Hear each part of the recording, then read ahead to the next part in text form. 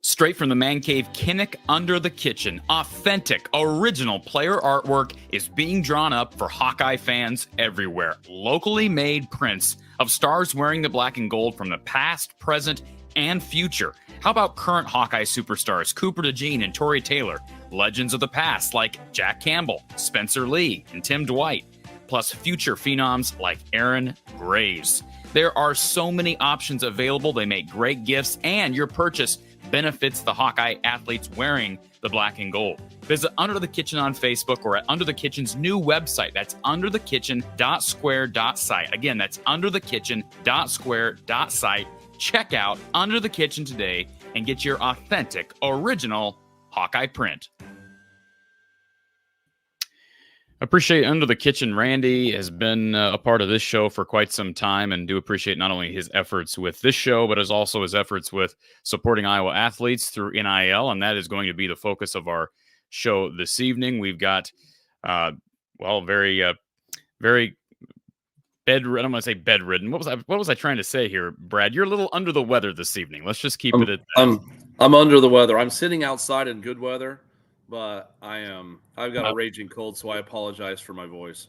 No, it's okay, but I just wanted to make clear, so it is possible you can get sick down in Florida, even with yeah, I was traveling to Wisconsin this week and Chicago, so I'm still blaming the Midwest for the cold. Well, further reason to stay out, right? As much as you can. Football season's over.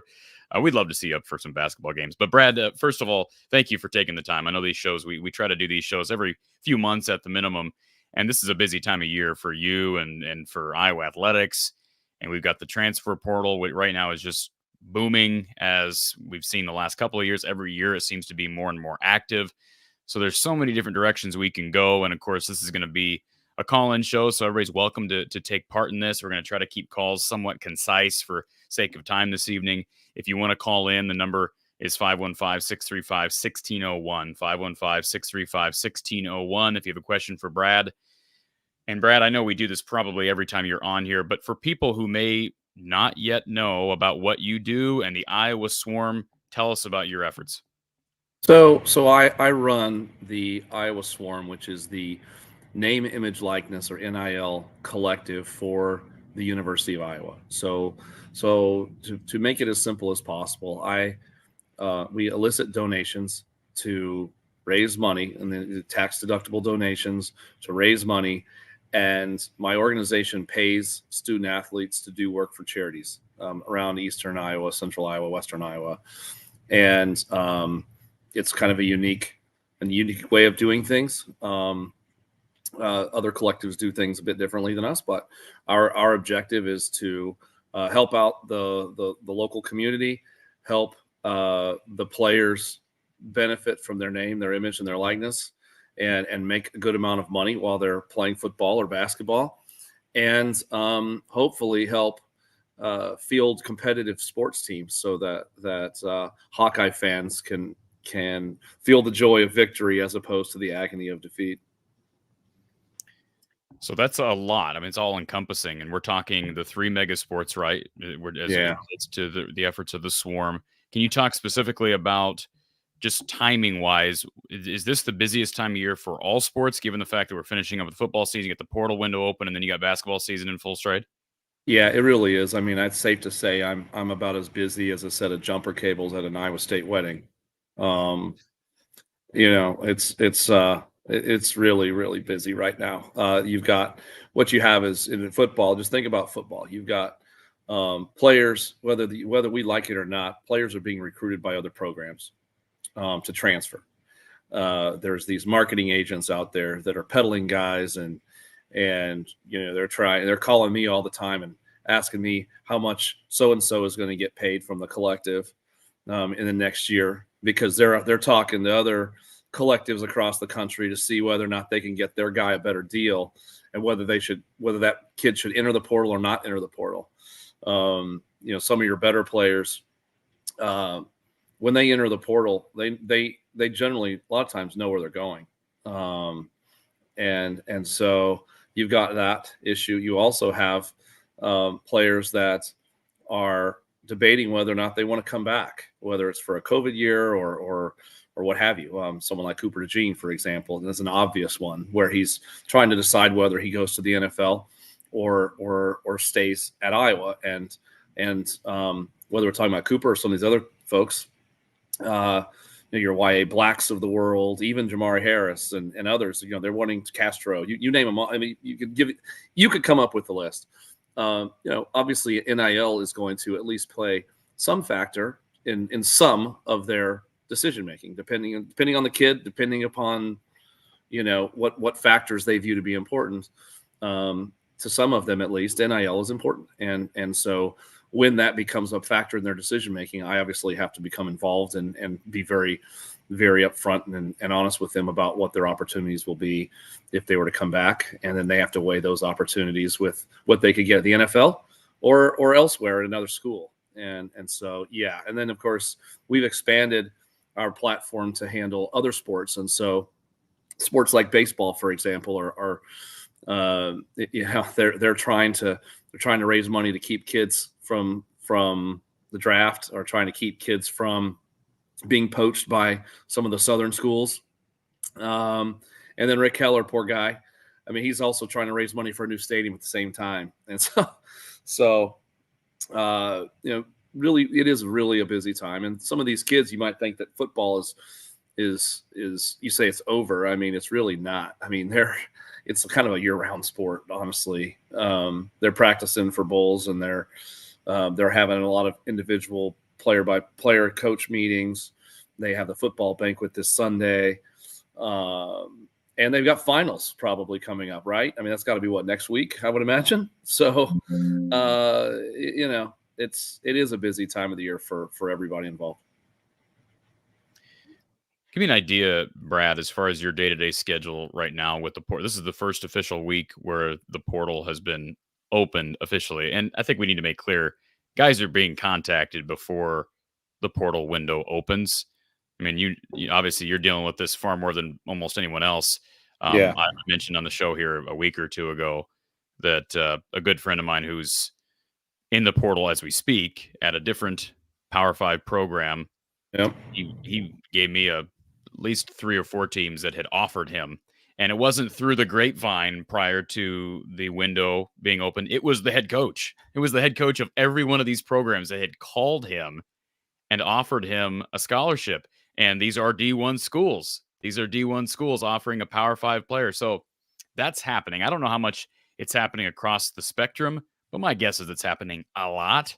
It is. So has anything changed as it relates to NCAA enforcement at all from your perspective over the past year, from where we were a year ago?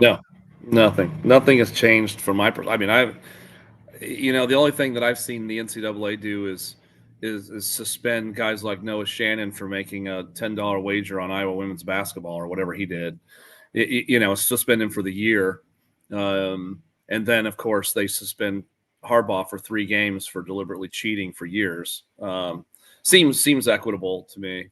I don't really understand what goes on there. I have not seen a lot of enforcement around NIL.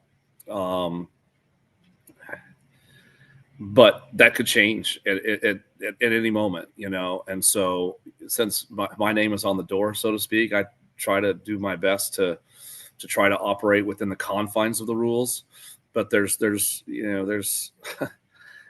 some rules out there that just make no sense to me, that are really difficult to navigate. And you're right, Corey. There's a lot of schools, many schools, probably even most schools, that they see the rules over there, but this is how the war is waged, and this is how we do things, and everybody else is doing it, so we're doing it too, kind of a thing.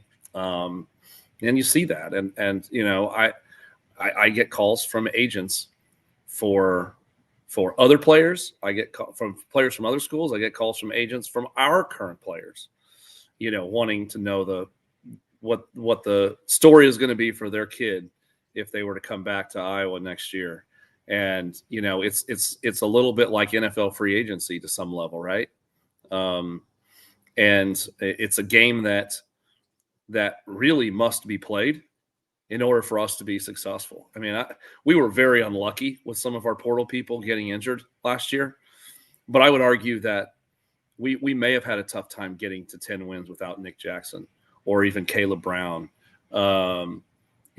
Obviously Eric All was a difference maker early for us. Well, frankly, I mean,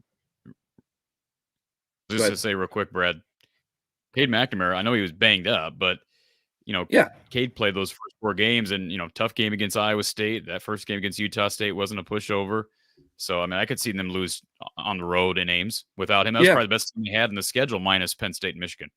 Yeah, and so we certainly helped ourselves. And Rusty Feth ended up being a starter for us coming down the stretch. I don't know if you noticed that. Seth Anderson was a. I think his best football is ahead of him, but he's got clear ability. So, I think that the portal was a giant success for us last year, even though we had some bad fortune during the season with injuries. But if you think about it too, if we didn't have those players, and the players that would have been playing there, if they got injured, think about how much we would have been really hurting, right? We would have been on second and third string guys that maybe are being asked to play too soon. And what would they have done at quarterback week 1? I mean, I know that DeJean held down the fort to an extent as the year went on, and they got him out of the portal as well. I think it's fair to say that was probably didn't have anything to do with NIL. Is that fair, Brad? No, I think that's fair. That's fair. I think that had more to do with. I mean, think about, if you remember when the circumstances surrounding DeJean coming. I think it was in the spring, and we had just had May, I think his name was, leave. That was in January. Let's make that clear. It was in January. So May left, right? And you have Spencer, that's essentially, even if he was going to play again, he was injured and not able to play. So you look at it and you go, who are quarterbacks going to be in spring ball? Kate wasn't able to play spring ball, really. And so what you really had, they needed a quarterback just to be able to play spring ball, like to have a body for spring ball. And DeJean was available, and he had a relationship with John Budmeyer. And I think that's essentially how that relationship started. And I think that was the reason why we went out and got a quarterback like DeJean, just so that we have bodies. We needed players to be able to do what we're trying to do in spring ball. It turns out he ends up being our quarterback for 8 games. I mean, I don't know what it was, something like that, 8-9 games. Yeah. So I'm curious to ask you, Brad. I did see you were, of course, in Indianapolis. I regret that didn't get to meet up with you in person, but I saw the back and forth you had with Marco Lainez's father, was talking about the quarterback room. Are you as high on Marco as I am? And what was the conversation? I really am. I think he's got a lot. I'm not the head coach, and I don't get to watch practice every day. I live in Florida, but as a fan, I mean, I would vote for Marco starting our bowl game. Let's see what we've got.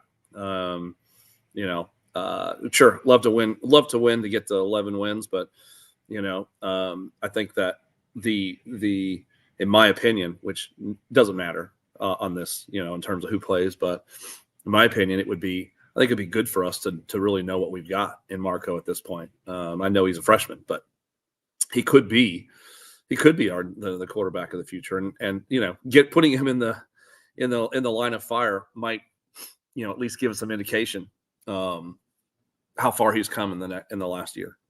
And he has flashed. He has flashed in practice. So I don't know. As you said, he just got here. I think, he made it clear he wanted to get here in the spring. Given the situation with his school back home, that was not going to be possible. So, if he gets a spring practice under his belt, who knows where his development would be right now. And that makes you think, hey, where could he be in a year from now? I am of the opinion, Brad, and I don't want to totally divert this into a different type of personnel discussion than maybe what we have equipped ourselves for here. But I'm of the opinion that regardless of Cade McNamara's health and regardless of what happens in the transfer portal, this ought to be a 100% open competition into next year. More so, and I know that maybe the coaches would say, well, it's always an open competition. We knew last year that Cade was going to be the starter, right? He was brought in here to start. And I would anticipate he would win the job his super senior year, but Marco should have a shot. And if he's as good as maybe some of us think he could be, why not push Cade? Absolutely. I completely agree with you. And in the discussions that I've had with coaches, I get the same thing that you're talking about. And I have no reason not to believe them, but I understand where you're coming from and kind of saying, yeah, it's always an open competition. I mean, that seems cliche, right?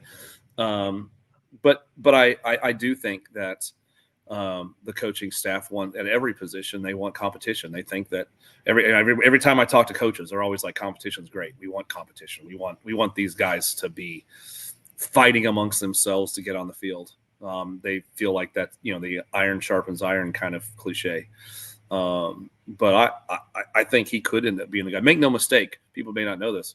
He had jumped Joe Labas. I mean, he was our number 2 guy. If DeJean went down, or they decided to make a quarterback change, number 11 was going to be trotting out on the field. It was not going to be Labas. So, anyway.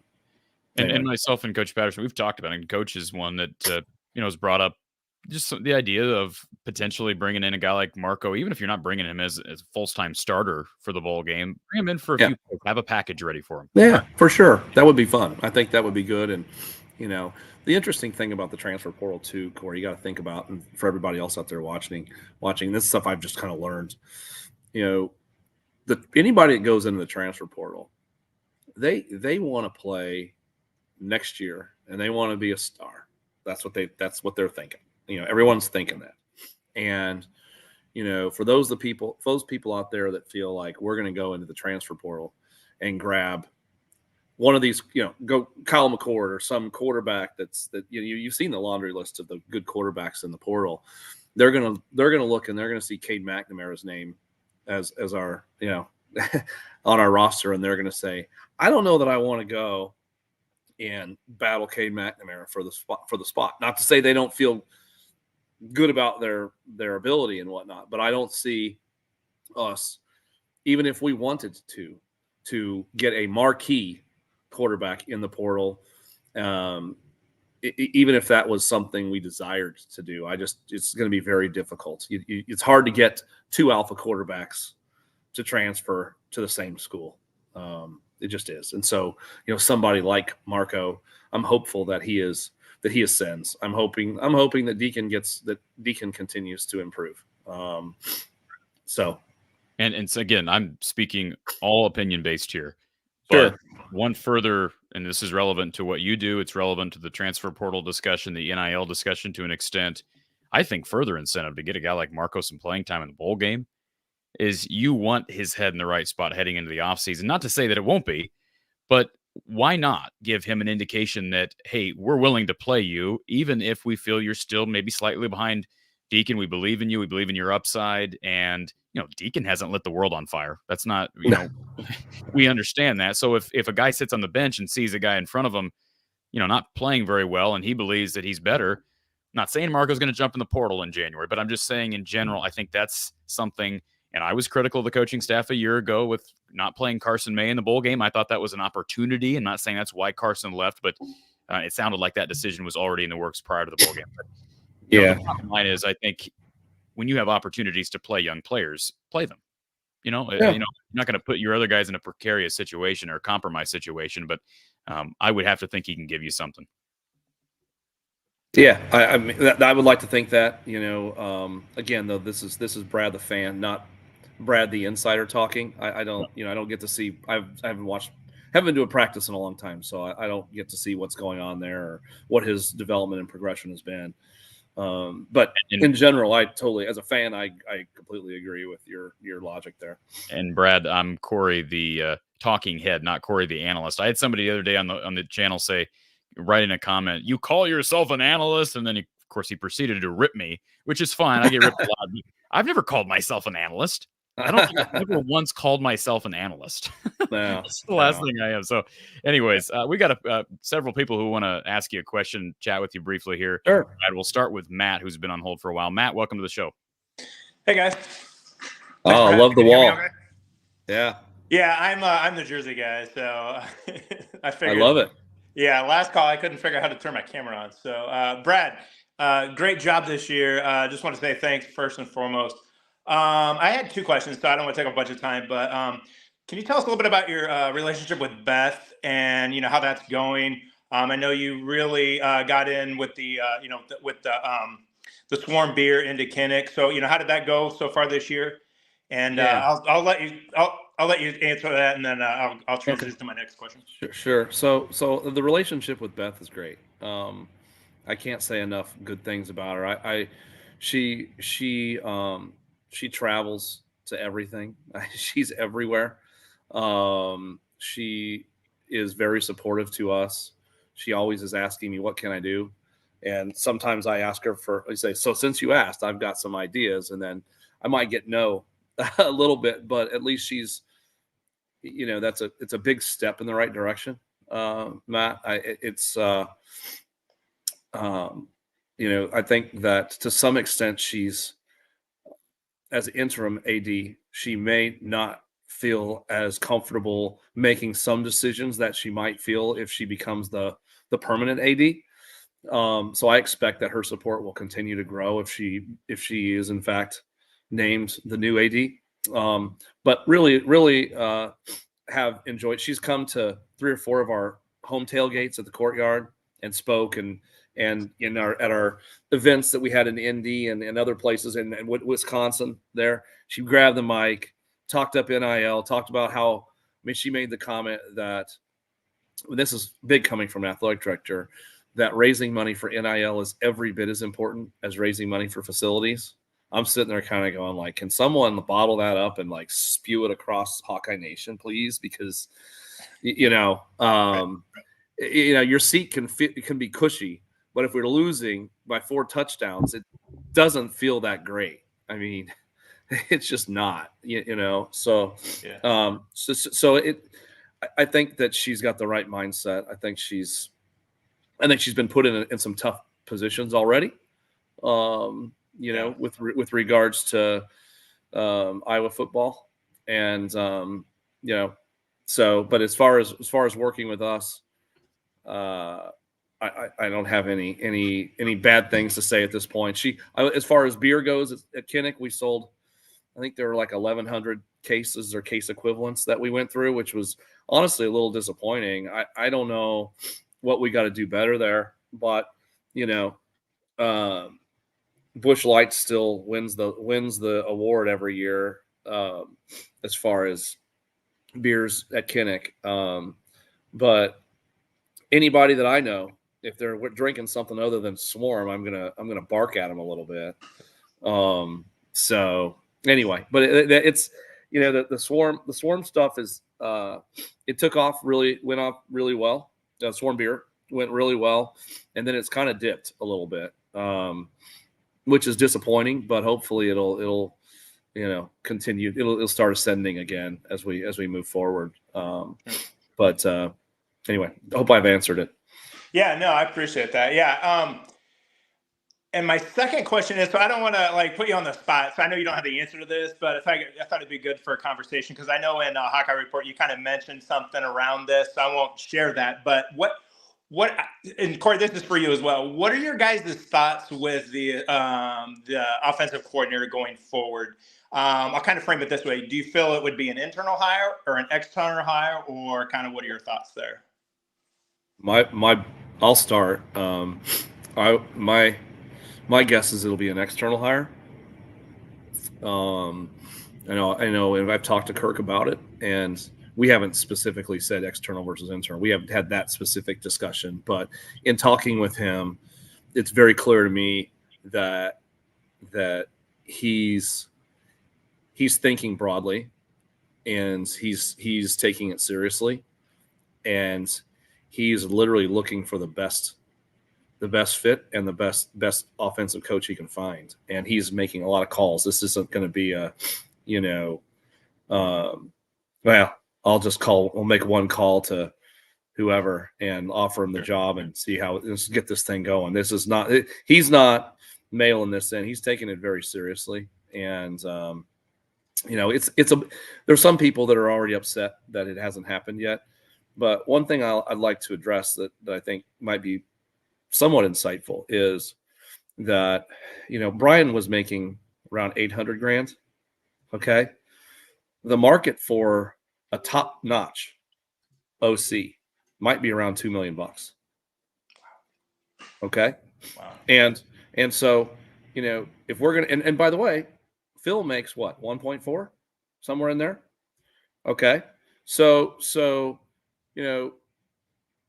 if you're Kirk, you've got these names of people you want to call and talk to, and then maybe you do call and they're interested, but then he knows how much they make. So he's going to end up needing to get approval from Beth or maybe even President Wilson, who, by the way, wanted the new offensive coordinator in the first place, to get authorization to be able to pay. You got to pay an offensive coordinator. But how do you think that would go over if you're Phil Parker? Oh, and by the way, he just won the Broyles. Do you think his phone's ringing off the hook right now? Do you think that the SEC is throwing boatloads of cash at him right now? The answer is absolutely yes, they are. Yeah. And so if we're going to go pay a new offensive, trying to get the best OC we can find, and the market's going to give us, and we're going to pay him $2 million. And I'm just using that as a round number. Might be more. I don't know. We got to pay Phil more. We got to probably pay Seth more. Right? Yeah, I mean, it didn't help Gus Johnson saying, back up the Brinks truck, Well, I'm just saying that there's, so you kind of got to get authorization from the powers that be, from people above you to spend the money. Then you because if they say no, which they might, I don't know, but if they say no, well, then now his hands are tied a little bit.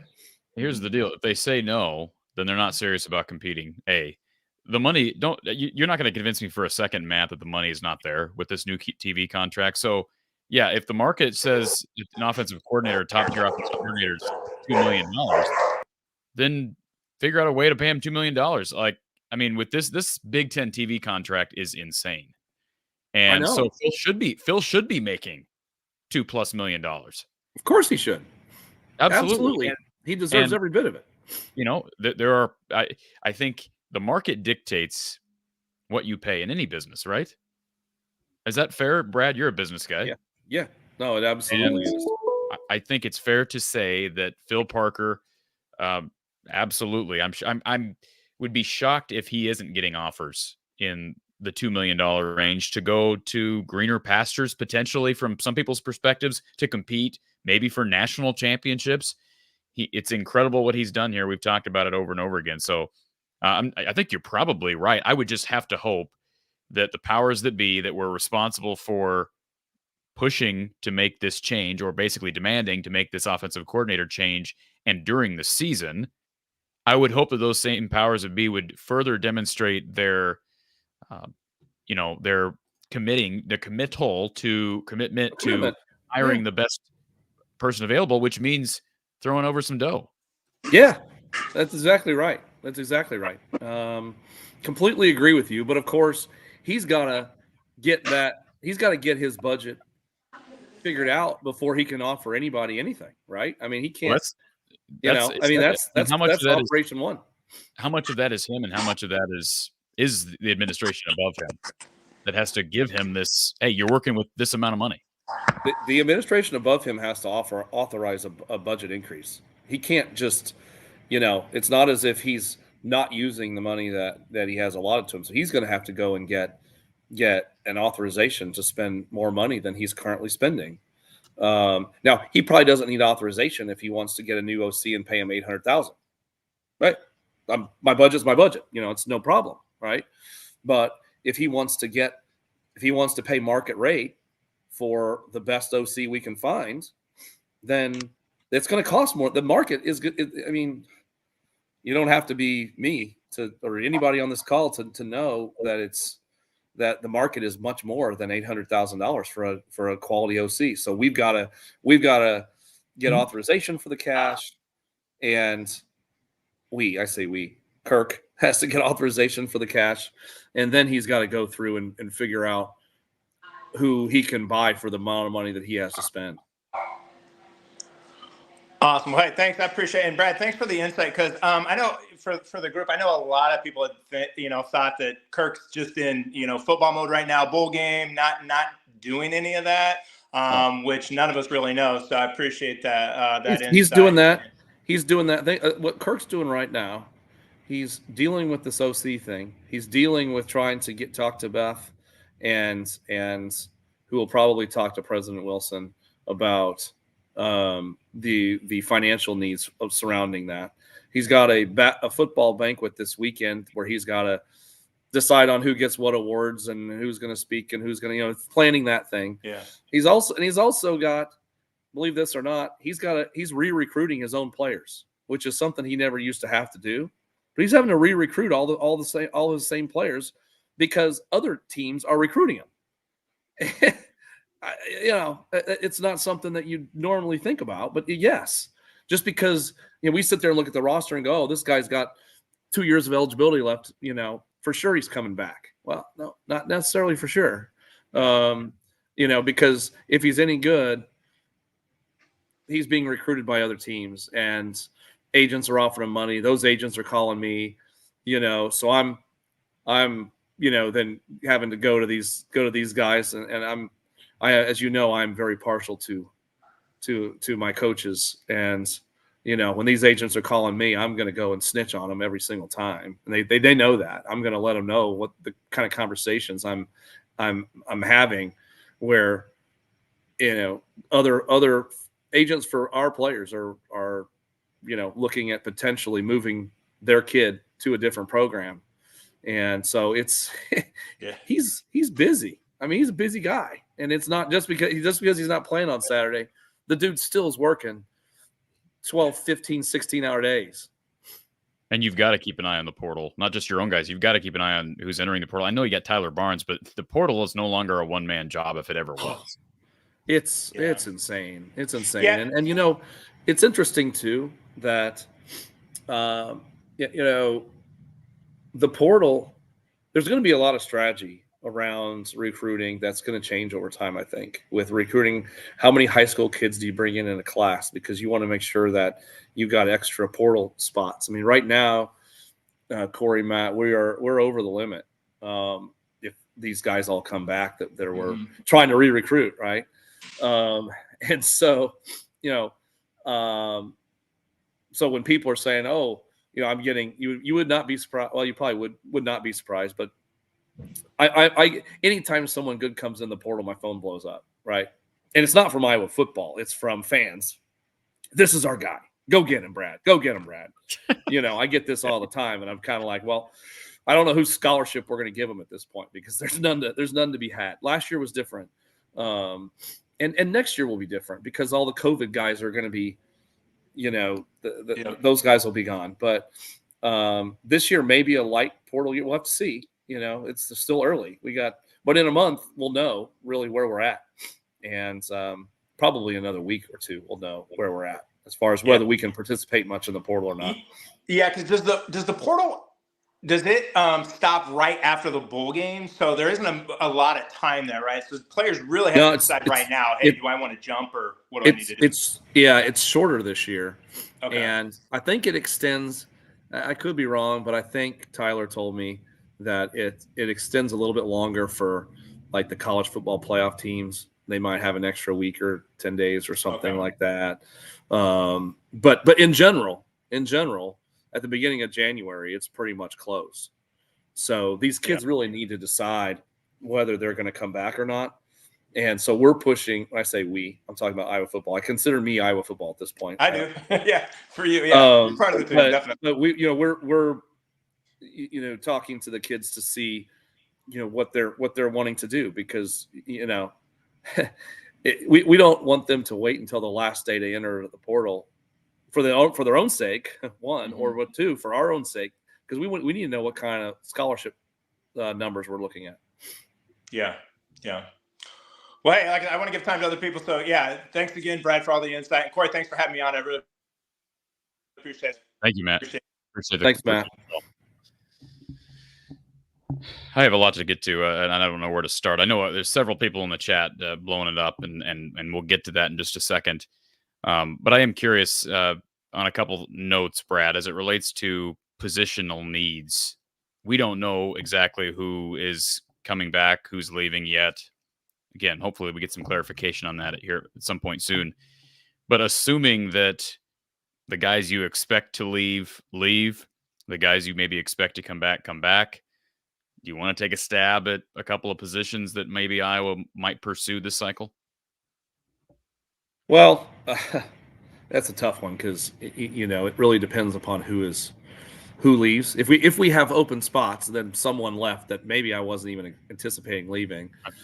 So, but if I was to take a guess, I would say defensive back would be top of the list. If you assume that Cooper's leaving,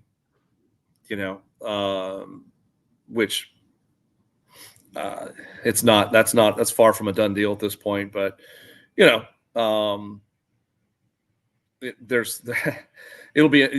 next few weeks we'll kind of we'll shake out, but most people that are first round graded draft picks tend to leave. So I mean, if you're just gonna have to go with the percentages there, I think the percentages are that he leaves. I'm hopeful that he comes back and sees the benefits of coming back, but we'll see what happens there. But if he's gone, Jamari, I think, is going to come back. I think he is. I don't know that that's necessarily a done deal yet, but I'm hopeful that he comes back. If we lose Jay Higgins and Nick Jackson, I think linebacker's right there, right? We've got some good young players at Shire. Shire's a hell of a player. He played great on special teams this year. I think he's ready to see the field, kind of like Jay was this year. But they got some younger guys that are probably going to be ready in a couple of years, but next year could be. I mean, Ben Keeter is a perfect example. Aiden Hall, I think, he's got a great future. But all good young players. But right now they're not Nick Jackson or Jay Higgins. They're absolutely not. Yeah. And there's a chance that we get both of those dudes back. How great would that be? That would be unbelievable. So I want to clarify something because I had made the statement that I think somebody asked me this a couple weeks ago about Nick Jackson. Yeah. What's his route to another year of eligibility? Because Virginia? So Nick played at Virginia and they canceled his season early at the University of Virginia. And what the NCAA came out immediately and said is the seniors on that team can all get another year of eligibility. Okay. Well, they addressed those seniors, right? Which is the people you had to address. Okay. So I think the logic, Corey, is, well, treat this just like you treated COVID. I mean, everybody lost games during COVID, so they gave everybody an extra year of eligibility. They did give, those Virginia seniors another year of eligibility. So if they're giving those guys, and by the way, there are kids in Nick's class that are at Virginia that have come out publicly and said, I'm coming back again. So they're banking on the NCAA allowing them another season.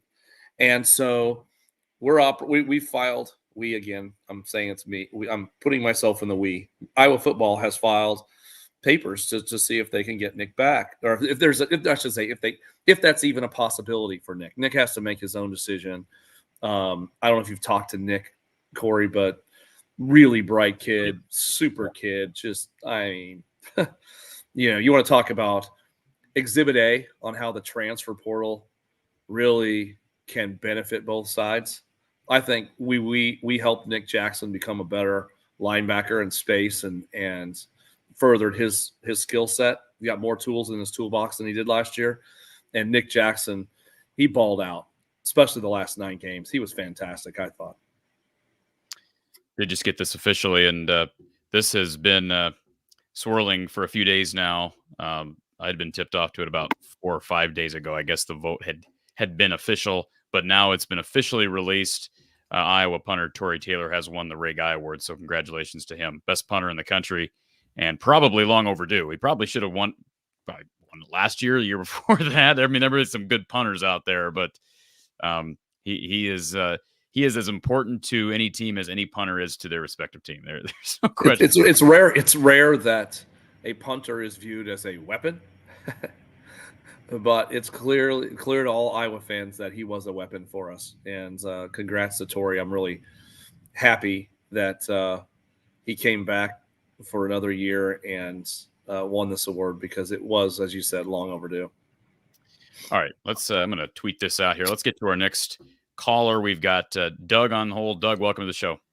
Hey, how you guys doing? Oh, good. Love the jersey. Yep, Style Mechanics. Well, obviously not. It's from 2004. So, but yeah. I wanted to first. This isn't about. Well, it's maybe a little bit about Corey, but apologize for any statements I made last night. Last night was tough because. Oh, stop, Doug, stop. Well, it wasn't your platform. No. I don't know what you need to stop being self-conscious and just. All right. You're as big of a homer as there is, and right after a loss, people are in the chat. Fire Fran, fire everybody. Well, take it on a stake like that. No, you were fine. You're fine. As I told you, I wasn't going to let Licklider have a 4th losing year. I don't like losing basketball, but we're 5-4 right now. Let's wait to the end of the season before saying anything. But yeah. It's a long season, man. I mean, there's still time. There really is. Well, first of all, I'm not going to wait to the end of the season to say anything, Doug. I'm going to say lots of things on the end of the season. But I get what you're saying. An analyst, Corey. Yeah, that's right. Absolutely. And I was at both those games. Listen, it pains nobody more than me having to sit through that game yesterday. And I acknowledge, I tweeted out, I said, there is not an atmosphere like this that I know of. I mean, Hilton is as good as I've been to. And you know that, Doug. You're a story kind of guy yourself. It's incredible. And it was incredible last night. Like Iowa State's got a chance to be really good, but it is still early. It sounds like Iowa's dealing with some stuff again. So anyways, no, you're totally fine. Like I said, wasn't your platform. I mouthed off at somebody, but still, I felt bad about it. But as long as you don't mouth off at the head of the swarm, we're good. Yeah. Well, one of the things I'm glad the head of the swarm does is he's transparent. You seem to be that. I really appreciate that. Even to the $20 guy, to Kirk, everyone, you seem very transparent, and that is refreshing, and I appreciate that. Well, thanks for saying that. It's really my just kind of the way I operate is to be transparent in my real job, because I think that squelches fear. It makes people feel comfortable and more safe and secure. in this position, it's interesting because there's certain things that I want to say that I just can't say. Don't mouth. Yeah, I'm as you're saying that I'm transparent, and I appreciate hearing that because that's the way I want to be.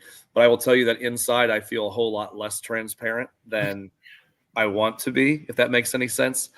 I'm glad that you think I'm transparent, but there's certain things I know that I just can't talk about, if that makes any sense.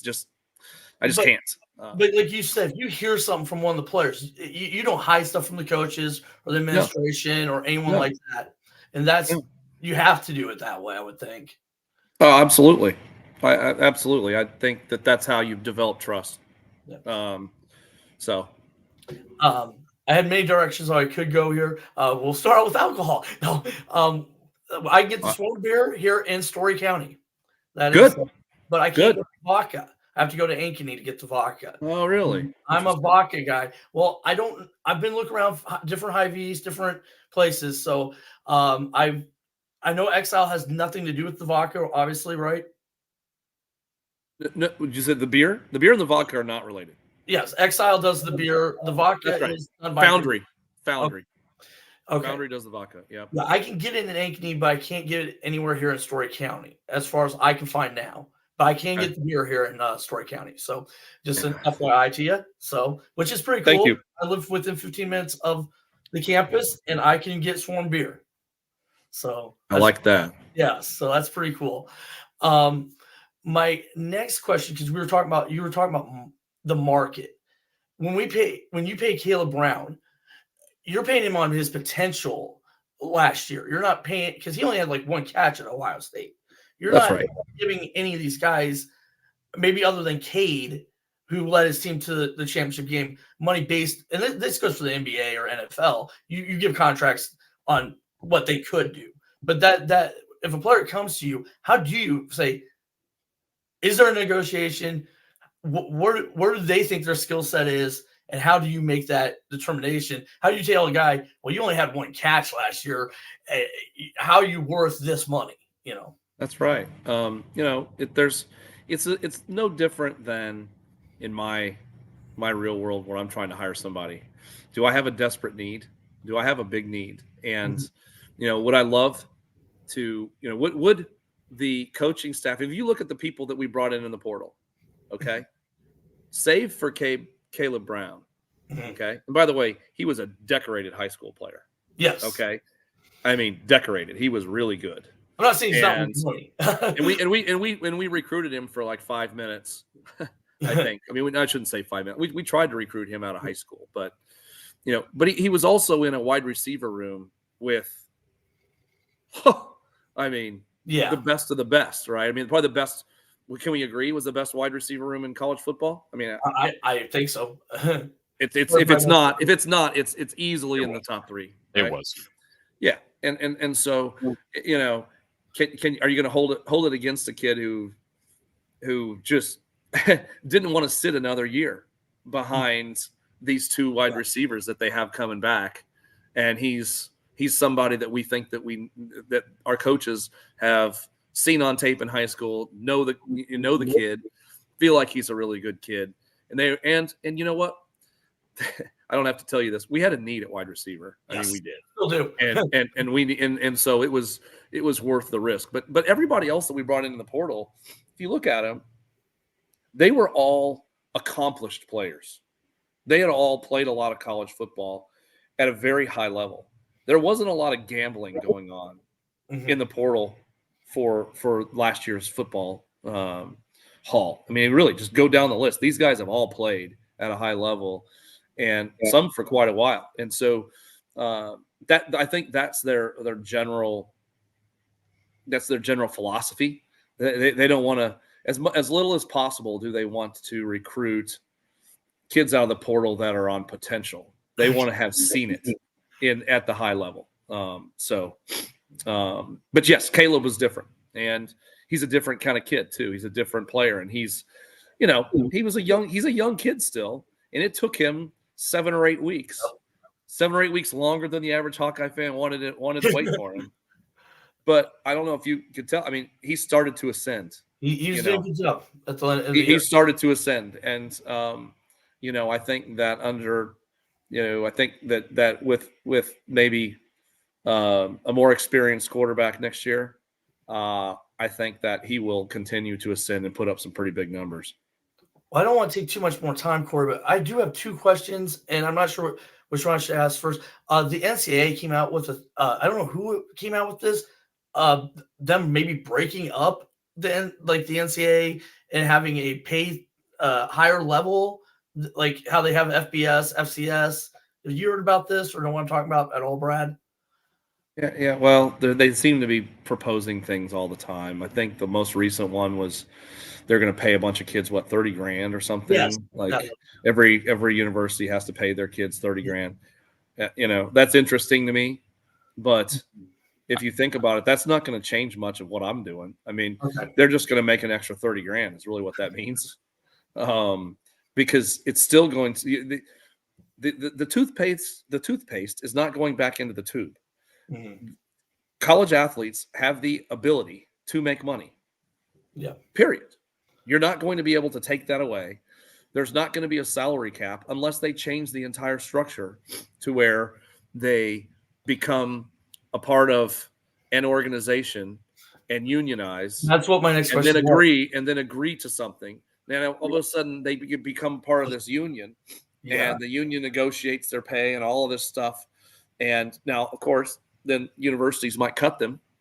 Mm-hmm. Hey, I'm going to cut you. I don't like you. You're not off to a good start here, dude. Go play somewhere else. I mean, that's not the structure we're currently under. You just answered my second question about unionization. That was what my question was: is how would that affect you? How would that affect the university and student athletes? And I'll get off, but that was my second question. If they become unionized and effectively make it such that they are kind of part of that, they'll still be able to make money. Think about NFL players. They can still advertise for DirecTV and make money, which means that they could still get paid by the swarm. Okay. They may be less interested in doing charity work to get paid. I don't know. We'll see how it transpires, but they'll still, the swarm will still be there to help them maximize their income, just like NFL guys try now to advertise for certain entities to maximize their current income in addition to their NFL salary. Is there any way to, we always talk about there's no way to put the toothpaste back in the tube, so to speak, or the ketchup back in the bottle, but like in general, as it relates to that idea and the possibility of unionization, and of course, players becoming employees, very similar to what we see at the professional level. Does that, I mean, you kind of imply that it doesn't really affect the NIL world. And that's why we go back to what happened a couple of years back with the start of NIL, this NIL era that we have now. This should have been done years ago, where players were able to make money based on being athletes at their respective universities. And basically, when the money started pouring into these universities, they should have been getting a cut of that, because we probably would not be in this situation. But the problem is the chicken came before the egg, and now you're kind of up a creek without a paddle. Like you said, do you see any way that changes the situation? Even if you put a salary cap on what universities are able to pay players, who stops them from going out and getting deals through these universities via NIL? Nobody. There's such, I mean, that's just the law. I mean, Supreme Court's not gonna. They rolled 8-0. They're not going to change their mind. I mean, these student athletes are going to have the right to get paid. And now, what would be somewhat nice is that nicer, I think, is that a piece of the television revenue was allocated towards the players. And whether it goes through the collective or through the universe, I don't really care. It doesn't make any difference to me. But I think that with this TV money, the players deserve a piece of that, and that might, at least to some level, squelch the need.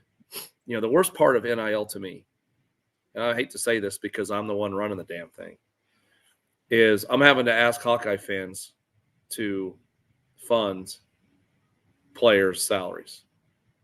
And in my opinion, it should be rightfully paid for through television revenue and not through the pockets of average, Joe Iowans. I don't love that part. So that's why I'm trying to come up with ways, whether it's beer, whether it's vodka, water is coming. And we're about to release this cool travel portal thing where your Hawkeye fans will be able to buy airline tickets and hotel rooms and rental cars cheaper they can find anywhere else on the internet. And the Swarm will get a commission on top of it. Again, it's just their travel they were already going to be making, and it helps the Swarm and it helps fund these players. Like I said, I'm trying everything I can to make this easier on the Hawkeye fan base. But I really wish that the TV revenue was allocated more towards student athletes as opposed to facilities. We're talking to Brad Heinrichs of the Swarm Collective on the NIL situation with Iowa, the transfer portal for college football that is officially open. And of course, we're still very early in men's and women's basketball season, which the Swarm is very much involved with as well. Before we go to our next caller, I want to give a special shout out to Iowa Floor Covering down in Bondurant. You see their beautiful store down here in the heart of central Iowa. And whether you're talking about tile showers, carpet, whatever type of flooring needs you have, they are locally owned, a locally owned flooring store right in the heart of central Iowa, and they specialize in DIY, do-it-yourself flooring projects. Give them a call at 515-379-7000, 515-379-7000. Regardless of if you live in the metro or not, Tyler, Ryan, and the guys can help you out. Again, that's iowafloorcovering.com, or give them a call at 515-379-7000. Let's go back to our Iowa Smokehouse call-in line. Let's go to our actual phone line. Thank you for calling from the Hawkeye of the Storm. This is Hawkeye Hangout with Brad Heinrichs. Who's on the line? Let's go to our actual phone line. Thank you for calling Hello. from the Hawkeye of the Storm. Hawkeye Hangout with Brad Heinrichs. Who's on the line? Let's go to our actual phone line. Hello, you're on the air. Hello? Hello, you're on the air. Hello, this is Randy Hansen. Hey, Randy. Hey, I got a question for Brad. On this deal with the Swarm and all that, the very first time I ever watched this show and became aware of what you did, it just became very apparent to me that this is, you're not going to, no program's going to survive without something like what you've got going. So my question is, now that this has become as big as it is, you said you have another job or a real job. At what point is this going to almost have to become a full-time position for you in order to be competitive? Because I just can't see you spend 2 or 3 hours a day if you're going to start competing with everybody on this. This, to me, seems like it's going to become a full-time gig in order for you to even, to stay competitive and do everything. There's only so many hours in the day. That's right. And so, I probably work 100 hours a week between my real job and this. It's gotten worse lately because we have 2 employees, Jane Oswald, who does all the events, and Scott Brickman, who focuses 100% on fundraising. Scott just took the job inside Iowa Athletics to head up the NIL liaison role inside Iowa Athletics. So now I'm left with 1 employee. So he's going to be working with the Swarm, but he's not being paid by us anymore. So I'm going to have to find somebody else in that regard, but to help fundraise. But it's, you're right. I mean, if we continue to grow, it's going to take more and more resources, which is what we need to do. We need to continue to grow in order to be competitive. And who knows how long I am away from retirement with my real job, but I'm enjoying this. I don't feel like that I've put us behind by not being full-time on this, because I do put in probably 30, 40 hours a week on this position. Oh, I agree. And I don't take a salary. So this is not me trying to double up on pay. I'm just trying to help. But if somebody else, if you know somebody who would be better than me, bring them to me and they can have it. I'm not. I want the Hawks to win, so it's not that. So, well, from my standpoint, as you know, because I'm a diehard Hawkeye fan, I'm grateful for everything that you guys do. All of a sudden, it just became apparent to me what you have going. I don't know why the previous athletic director didn't embrace fully what you were doing, because if I was in that position, you know, I'd be buying you steak dinners and inviting you to Iowa City every time. You know, what can we do for you? Because, I mean, it just seems like this program benefits so much from what you do. I guess what I'm just saying is at some point, this thing's grown. I mean, could you see this getting into a deal where not just your program, but every program is going to have a full-time, you know, staff? oh yeah, I mean, yes, absolutely. It's these things are just going to continue to grow, and as people start to become aware and embrace what this is, the bottom line is that we're not going to be successful in football or basketball without a strong NIL program. And I'm not even going to stop with football and basketball at this point. It's going to extend to baseball. It's going to extend to wrestling. It's already extended. It was at wrestling before with the Hawkeye Wrestling Club. It's going to extend to the minority sports. It's crazy. You know, I'm a former Iowa golfer, and you know, I talk to Coach Stith all the time, and there are kids on other programs that are making some pretty good bank just playing college golf. And so, you know, this thing is going to continue to be important to kids, and it's going to be up to us as Hawkeye fans as to really how competitive we want to be.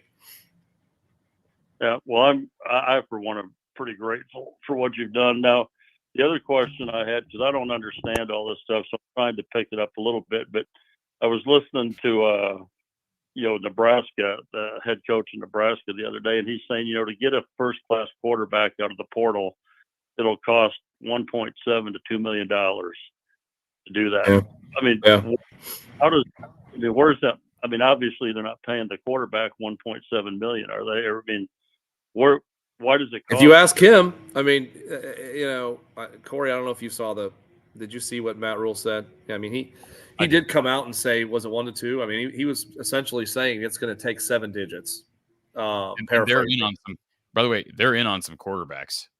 It sounds like. So who did they reach out? I believe they reached out to Kyle McCord per some reports. So I wouldn't think he would throw that out. I mean, maybe he's throwing that out just to put a little fire under the butts of some donors and some big money people in that fan base. That's possible. But yeah, and it is, and it's what's really interesting about this too is, you know, this is different than say the NFL when someone's in free agency.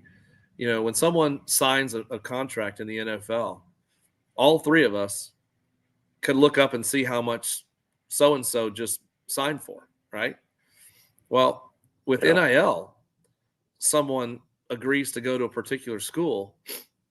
You don't know if he's making, you know, 10,000, 100,000, or $1 million. And he can tell you whatever he wants to tell you, but there is no record that is made publicly available that says that so and so made this much money playing quarterback through the collective last year. So the reason I'm telling you this is that makes the market itself somewhat sketchy is maybe not the right word. Maybe it's just cloudy. How about that? I think cloudy. It's sketchy. It's sketchy, but it's also cloudy. You don't really, you know, I'll get the agent saying, you know, so and so, you know, I've got 5 schools that are going to pay your player double what you're going to pay him. I'm like, okay, I guess we'll see if he leaves. You don't want to, you know, and then they'll try to negotiate up, right? They're going to try, you know, they're trying to play me. And, you know, fortunately, we've got a really good program that I think, you know, keeps things equitable and fair so that we can sleep at night. If someone does up and leave, we can say, you know what, we treated them fairly relative to the other players on the team and amount of money that we've been able to raise. And we're just going to have to live with the consequences if someone comes in and offers huge amounts of money for somebody and they want to take it and leave. But I will tell you also that the culture around Iowa football is so strong that that's worth a lot of money to these kids.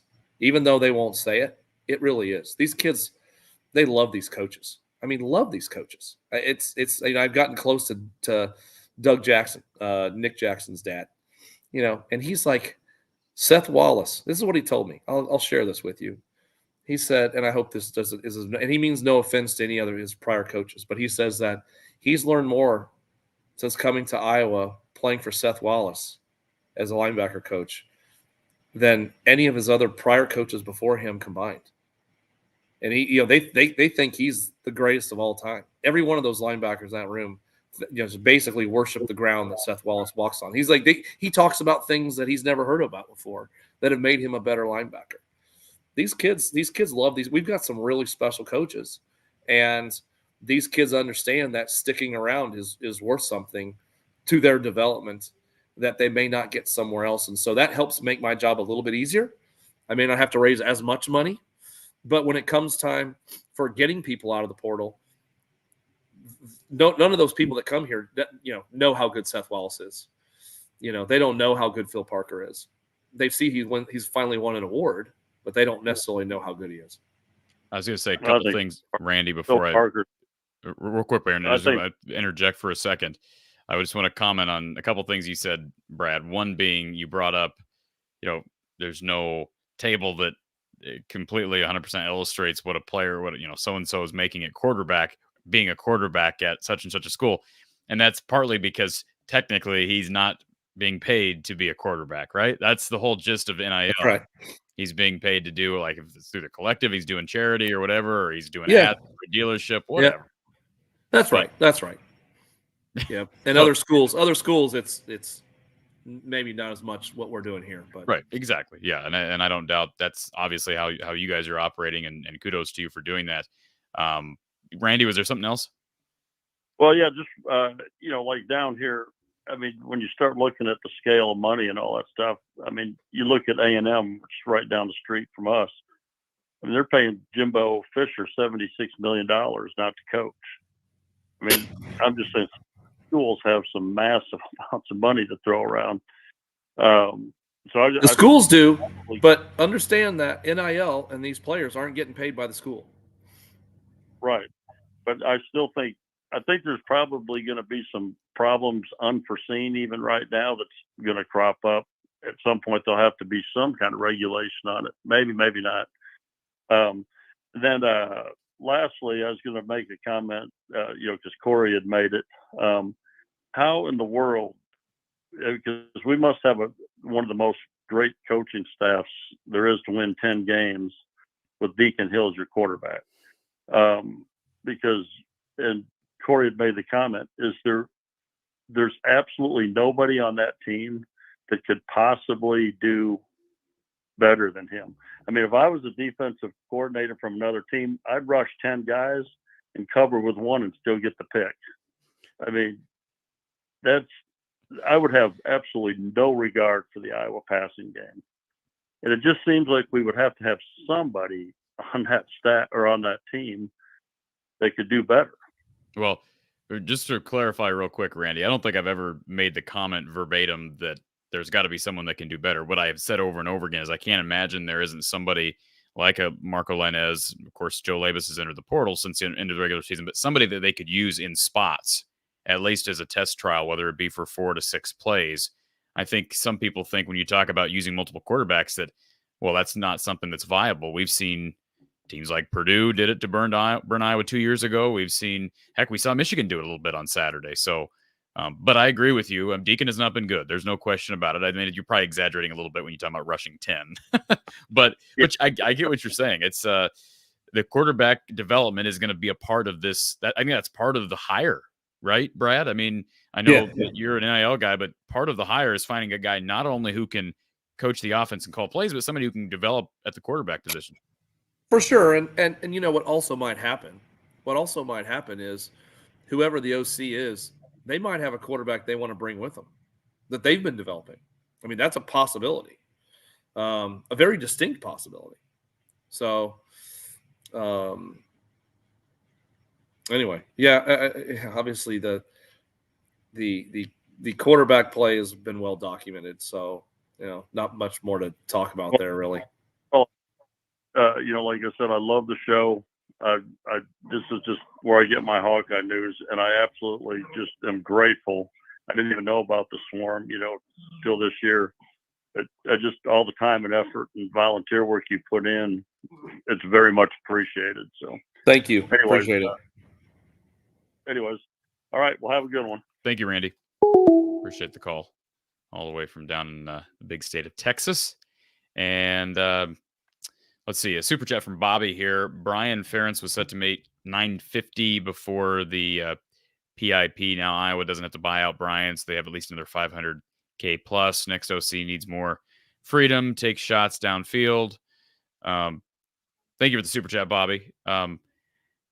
Some of what people say, and I'm not saying you're wrong on what you just said, but I think there's a lot of this Kirk's holding down the offense and he's actually running the show. Like, these are just people's opinions. They're not there in the headsets on game day knowing, oh, Kirk is dictating to Brian what plays to call. Like, let's pump the brakes on that. I understand that that's what people want to believe, but I do think there's plenty of money. We can agree on this, Bobby. I think there's plenty of money moving forward, but the administration, like you said it earlier, Brad, has got to step up and make it clear in an acceptable amount of time what Kirk has to work with if he's restructuring the staff. Yeah, for sure. And one thing I'll address that I've learned, that and by the way, Erica, yes, we are about to announce that we're partnering with a very, very popular soft drink manufacturer to quench your thirst. So there you go, Erica. What I was going to say, and this is something that I would never have known had I not gotten closer to the program. This is the kind of stuff you guys want to hear probably, because I was just Joe fan 24 months ago. Is that, I used to think that Kirk had this, it was Kirk's offense, and whoever the OC was chosen to run Kirk's offense. Okay. That couldn't be farther from the truth. Kirk lets his coaches coach. This is, the offense you're seeing is Brian's offense. I see a little bit of Greg Davis's offense in Brian's offense with a lot of the flare routes and that kind of thing. Would our offense look different if we had a healthy Cade McNamara, Luke Lachey, Eric All? 100%.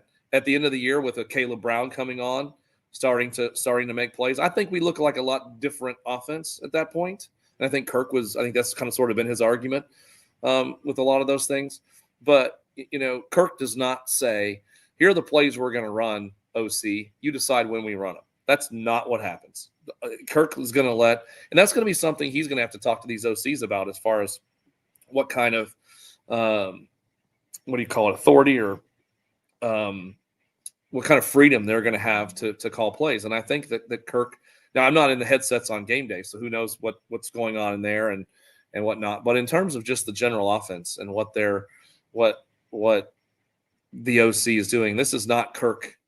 There's never been a Kirk offense that everybody else has to run. I think each OC has their own things that they want to do and accomplish. And I think that there may be general tenets about the offense that he wants to be on the same page. We're not going to throw deep every single play. We're going to try to make sure that we're balanced on offense. Like certain basic things, like Kirk wants to be balanced on offense. Okay, that doesn't mean that's the offense. I mean, there's a million different types of offenses that can be balanced. So that's what I'm trying to say, is that I think it's the OC's offense, and whoever he brings in will bring their offense with them, and they will install their offense or his offense, I guess it would be, who the OC is. So that's just a misnomer, I think, that's out there that Kirk has an offense and everybody has to run it. I want to make this clear, Brad, because what you just said, I hope that rings a bell for some people, because we've had Coach Patterson on this show for 3 seasons now. And he's not in the headsets on game day with Kirk and Brian. But Don has said over and over again, he said, Kirk is not a play caller. No. And he's not dictating to Kirk what plays to call on first and second. And, maybe on occasion on a critical down, he'll say, hey, we want to run, we want to pass, whatever. Or he might say, let's go for it or let's not. I mean, he may make that decision, right? Absolutely. And that's and Don's talked about Hayden Fry and how Hayden Fry worked with his OC. And of course, Hayden Fry was a play caller himself. So, and Kirk is not, but that's the point. I think the other thing is people look at, like you said, the structure of the offense and the idea of wanting to be conservative and complementary, even though we know, the offense has not really been complementary the way it should have been over the last few years. But like in general, my big argument to that is, well, the offense has always looked the same. They've only really had 3 OCs. And here's the thing, since Kirk took over here, Ken O'Keefe was here forever. Then you get Greg Davis tail end of his career. And as you mentioned, I think what you just said is fair. A lot of what Brian has done is reminiscent of what we saw under Greg Davis. And the numbers would say that Greg was more successful doing that. I think probably better quarterback development took place under Greg Davis. I think that's fair, looking at the evidence, the personnel evidence. But my point is, yeah, you have Ken O'Keefe, you have Greg Davis, and maybe a guy who learned much of what he wanted his offense to look like from Greg Davis. So is it possible that maybe they just have not had that hire yet? Nothing against Ken O'Keefe, because they had some good offenses back in the day. I get that. But I think what you said, Brian's actually had some good offenses too. People don't want to talk about it, but he has.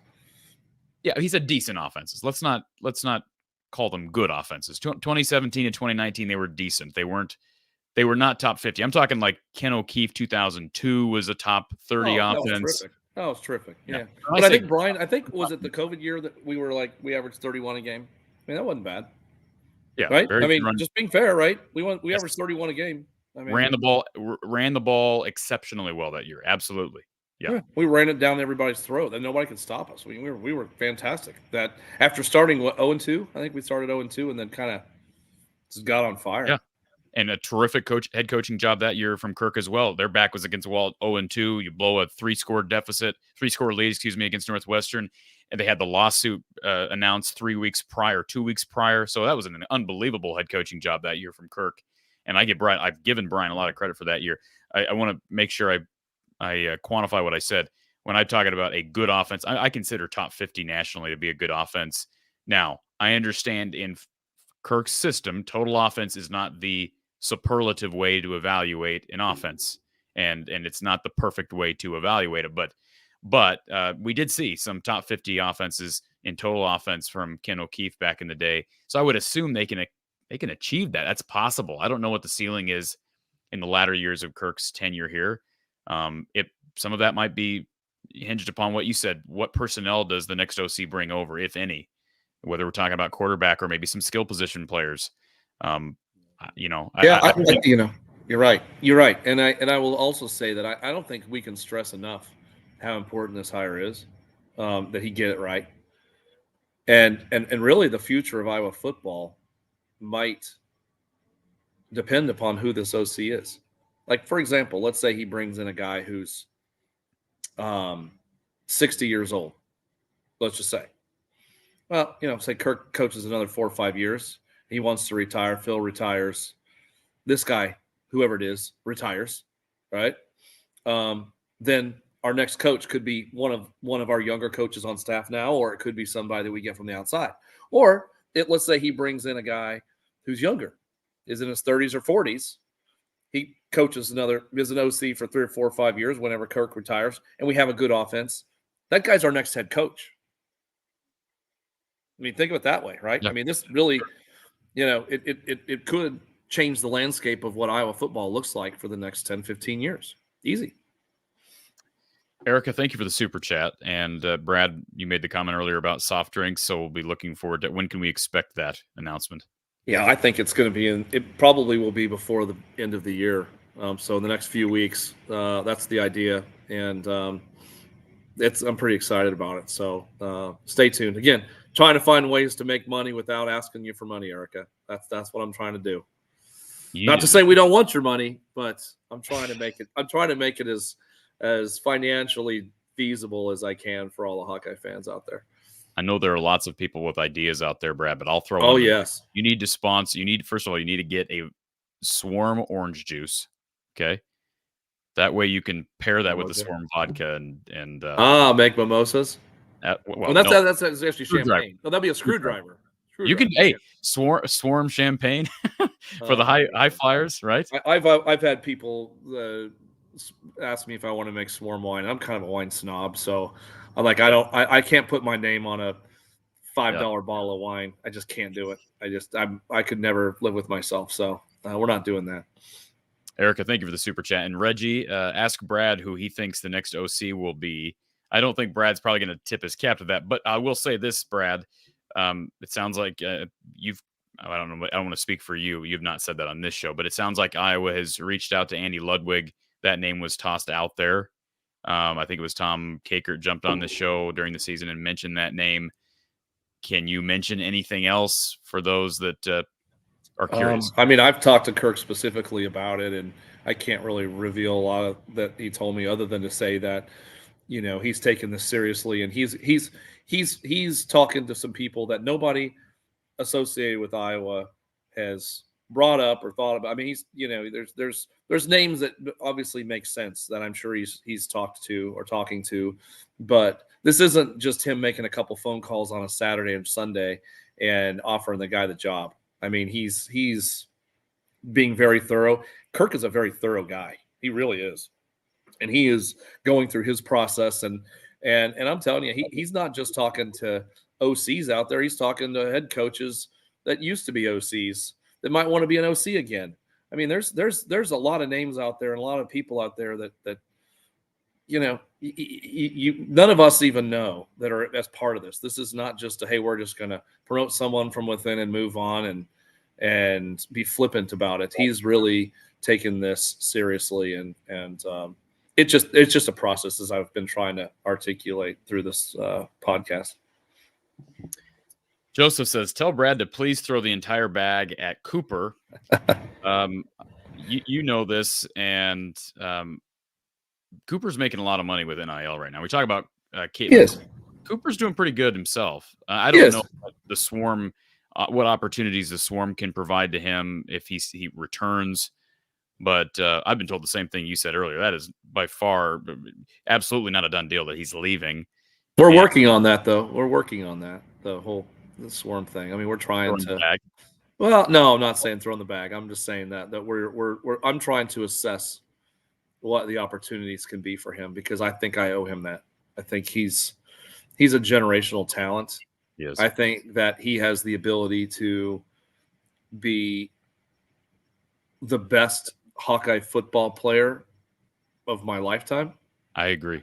Well, I can't speak for your life. From my lifetime. I'm 49. I mean, I think he could be the best. He has an opportunity to be that. I think that he has the opportunity to be everything Niall Kinnick was when he was here. I mean, I think he's got it. I think that if he comes back, I think that that the Heisman Trophy is not off the table. I know you guys are thinking I'm nuts. I mean, if he plays offense, if he, you know, if they move him around on defense, if he is, you know, given carte blanche to really show his talents next year, which I think he will, if he comes back, I think that he has the kind of game that will travel across the country, and people will be amazed by him. I think he's and after saying all of that, a great kid. I love chatting with Coop. I mean, he's a good dude, great family, small town Iowa. I mean, what's not to like about this kid, really? Yeah, and I was going to say too, I would not be shocked if he comes back. Don't be surprised if he is integrated into the offense. I know he played a little bit in one game. I think he got 2 snaps on offense.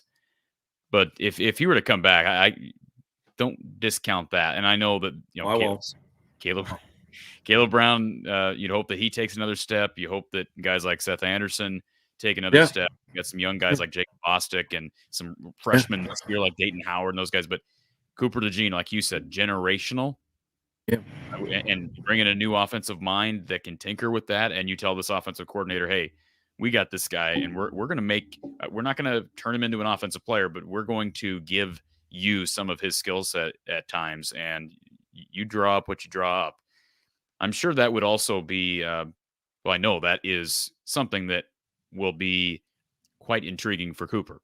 I mean, there's no. I think so. And talking to Kirk, see, I'm not a football guy. I mean, I'm a football fan, but I've learned that, going beyond Madden, football goes beyond playing video games and what have you. I mean, it's just watching on Saturdays. It goes beyond video games? Oh, way beyond. I sat in a quarterback room meeting last summer, and I literally felt like I needed a translator. The stuff that they were talking, I couldn't follow one single thing they were saying. I was just blown away. I just said, I don't think I would ever be smart enough to be quarterback. But anyway, you're right. I think he's a generational player. I think Kirk would tell you he's a generational player. I think Phil would tell you he's a generational player. I mean, it's pretty obvious to everybody on staff that this kid is something special, and he has an opportunity to become a legend at Iowa, not just one heck of a player at Iowa. And there's a difference. Absolutely, and I agree with his name could be on that stadium. By the way, he comes back. I think he's got a great shot at doing that. And here's the thing: like, I think sometimes we get caught up in the fact that people were calling for Cooper to take snaps on offense long before it happened. But think about how unprecedented it was for Kirk to do that. Like, that's ultimately a Kirk and I would think ultimately it's a Kirk and Phil Parker decision. Even though Brian was the offensive coordinator, I would have to think that Phil had to give his okay on that. Ultimately, it's Kirk's decision, but that is unprecedented. I think back to 2016 when the offense was struggling under Greg Davis, and there were people calling for Desmond King to be used on offense, and we never saw it. And granted, the offense probably worse this year than the 2016 offense was, but that 2016 offense, remember, Matt Vandenberg broke his foot, and they were down to almost nothing at receiver, and we did not see Kirk move a guy during the season over for even a play or two, and he did that this year for a couple of plays. And I think that just goes to show what a talent Cooper DeJean is. We do have a couple more calls before we jump off here with Brad. We're talking to the Swarm Collective CEO, Brad Heinrichs, talking about Iowa NIL transfer portal. We haven't really talked about the Citrus Bowl. We got lots of time to talk about that. We'll have Coach Don Patterson on here very soon to talk about that game. Before we get to our next caller, want to thank our sponsor, Ascent Nutrition. I have talked about them on a number of occasions because they've been with us for a long, long time. Ascent Nutrition, so many great products to benefit your health. And of course, this is their website. You can start your Ascent today with maybe their coffee, or maybe it's their humic and fulvic acid. But specifically, I've been talking about their lion's mane mushroom powder, also their agarikon mushroom powder. Both of these products are generational. They're changing the market. And research into these two mushrooms specifically have shown incredible linkage to respiratory health, immune system health, inflammatory response. So many benefits, and you can read all about the benefits right here in the description. Of course, you see right on the label, brain and focus. Who doesn't need better focus throughout the day? Read about all the benefits from the lion's mane mushroom and Ascent Nutrition's agarikon mushroom, and you can mix these mushroom powders into yogurt, smoothies, juices, cereals, granola quite easily. Visit goascentnutrition.com, and if you use the code Hawkeyes, you'll get 15% off your order. Use the code Hawkeyes for 15% off your order at goascentnutrition.com and start your ascent today. All right, let's go to our next caller. We have, we've got Ryan on the line. Ryan, welcome to the show. Gentlemen, thanks for taking my call. Brad, thanks for all you do. We were Hawkeyes in Iowa City at the same time. I graduated in 98. Cool. So, Tim Dwight, Tavian Banks, all that great stuff. Yeah. A couple of greats. Got three questions. Number one, obviously you're not going to mention names, and that's totally fine. If you were like to say do an over-under, how many more players would you guess generically might still hit the portal? I think we got From 5. Iowa? Yeah, right now we got 5. You know, how many more if you had to just guess an over-under? Because I'm trying to figure out like possible open scholarships for replacements, etc. I would. Well, I'll tell you this. I don't know definitively of any more. Okay, I'll tell you that. I don't know. Oh, so and so is hitting the portal tomorrow, or so and so is hitting the portal next week. I mean, there's none that are definite. But if I was to, and when you say portal, you mean portal or do you mean leave for the NFL? There's a difference. Because if you're trying to figure out portal, I'm you going to like assume going to play for another university, not necessarily leaving for the NFL like Lachey, Ball. Correct.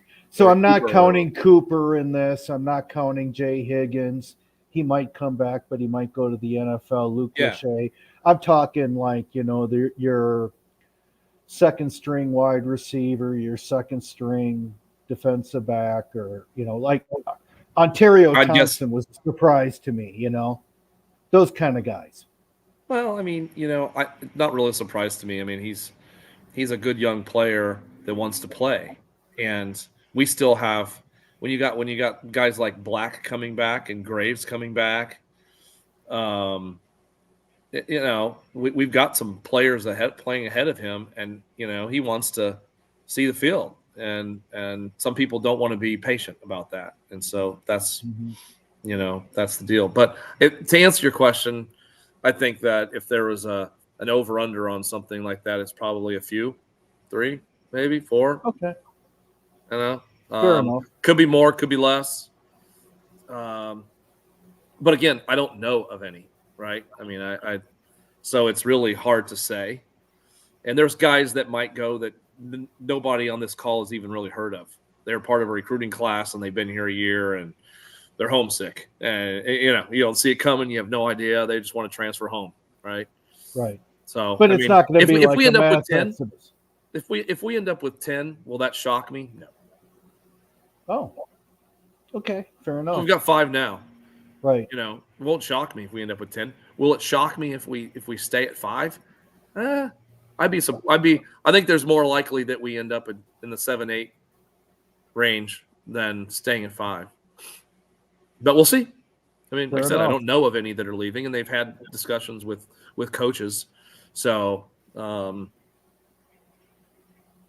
so as Corey knows, we had a previous AD who was relatively young who left, and Corey knows that I was a huge fan of his, and I just lost my mind when he left, and I'm trying to pick up the pieces. I'm kidding. We talking about Bowlesby, or who are we talking about? Barta. He's talking about our good friend Gary Barta. There's some sarcasm in what he's saying there. Oh! I didn't understand. I was trying to figure out who was the young guy. I didn't know who the young guy was. Well, 59 years old is still fairly young to retire when, I'm not so sure if he got future endeavored or if, he just kind of realized he's not a good fit anymore. If it's the latter, I commend him for doing the right thing. That being said, do you have any read on, if you were to guess, will Beth most likely be the permanent AD? I think she's definitely got the support from coaches and the fan base. But then, we're going to spend how much money on some search firm. I don't know how much of that is legit and how much of that's a formality. I don't know the answer to that. I mean, I would like to think that she will be the permanent AD, but if someone says who's it going to be, Brad, I mean, I would guess Beth Getz, right? The interim usually gets a good chance at it. That said, I also looked at who's on the committee, the hiring committee. I don't know if you paid attention to that. A little bit, yeah. I mean, I'm kind of blown away. I don't know how they decide that, but why the men's basketball coach, head football coach, or women's basketball coach, or even wrestling coach aren't on the committee to hire their boss is a little odd to me. I mean, it doesn't surprise me though. If you remember when Hayden retired, and you and I and probably everybody else gave Bobby Stoops a 90% chance to become our new head coach. It really wasn't a secret, but no, we had to have academics and Ann Rhodes, and I believe the only athlete that was represented on that whole committee that eventually hired Kirk was Randy Reiners, our quarterback at the time. Well, I don't think football has any representative this time. Right. And like we had Randy Reiners in, but it's like at the time I'm thinking, isn't this Bob Bowlesby's call?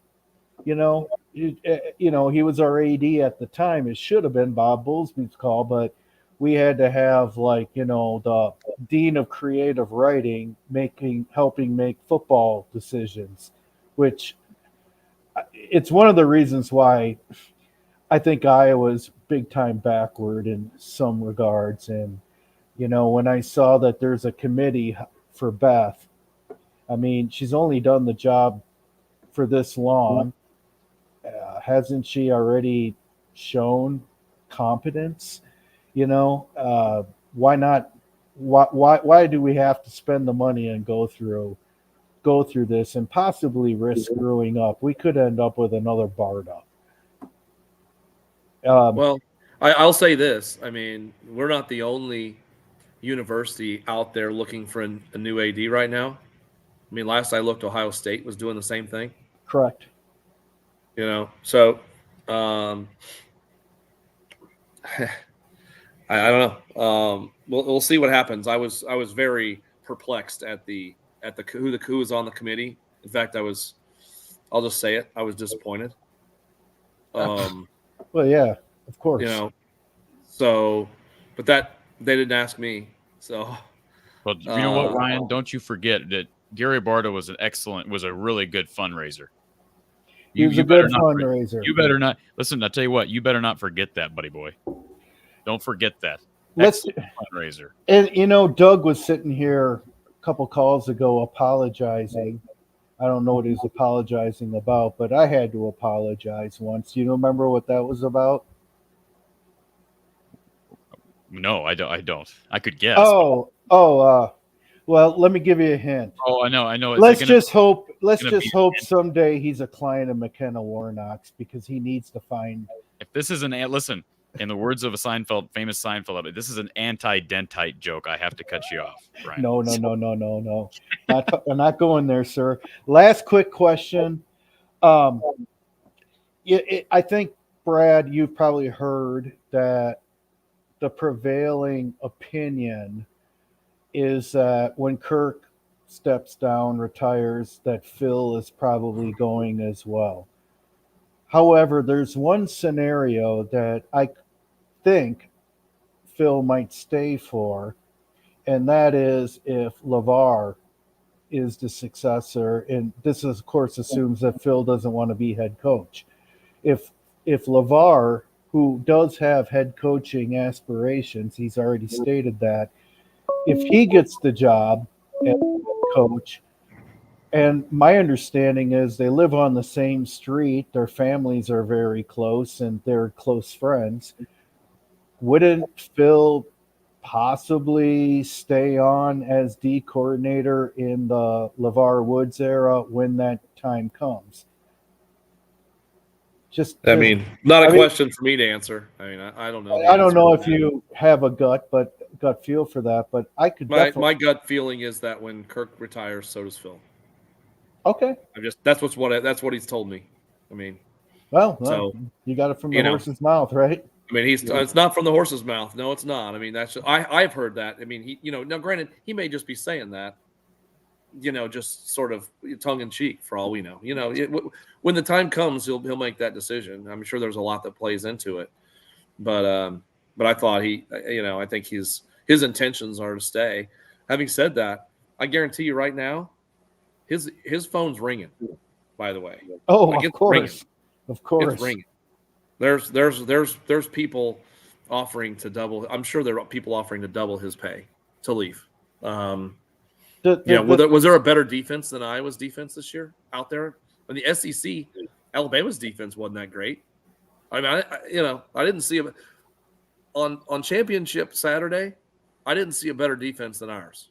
Did you guys? I didn't. Well, I mean, and Michigan, we did it on 3-star recruits that got developed. real quick, Michigan's was equally as effective from a stats perspective on Saturday, but given the opponent and given the unit it's facing up against, that's why I agree with exactly what you just said, Brad. I've touted that for so long. We've been talking about Michigan and Ohio State's defenses, and Penn State's a really good defense. They're going to have a bunch of guys drafted high, but nobody is working with what this defense had on the flip side of the ball on offense, and that is what makes it impressive and almost uncanny, frankly. And Gus Johnson made a pretty ridiculous comment during the broadcast where USC hired UCLA's defensive coordinator, I think the day before or 2 days before, and he made some comment that USC should back up a Brinks truck to Phil Parker's driveway.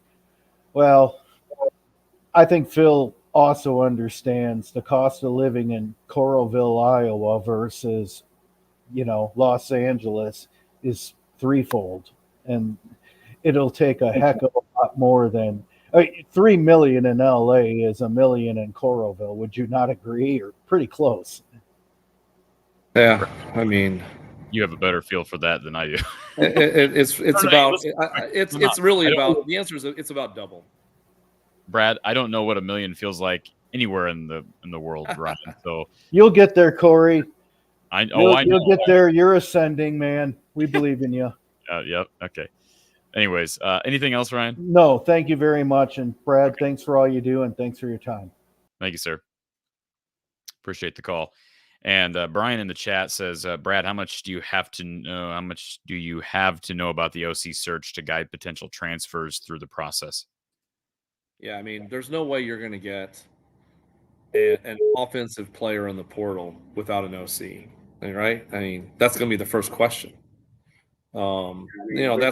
That's why there's some expediency that's attached to this.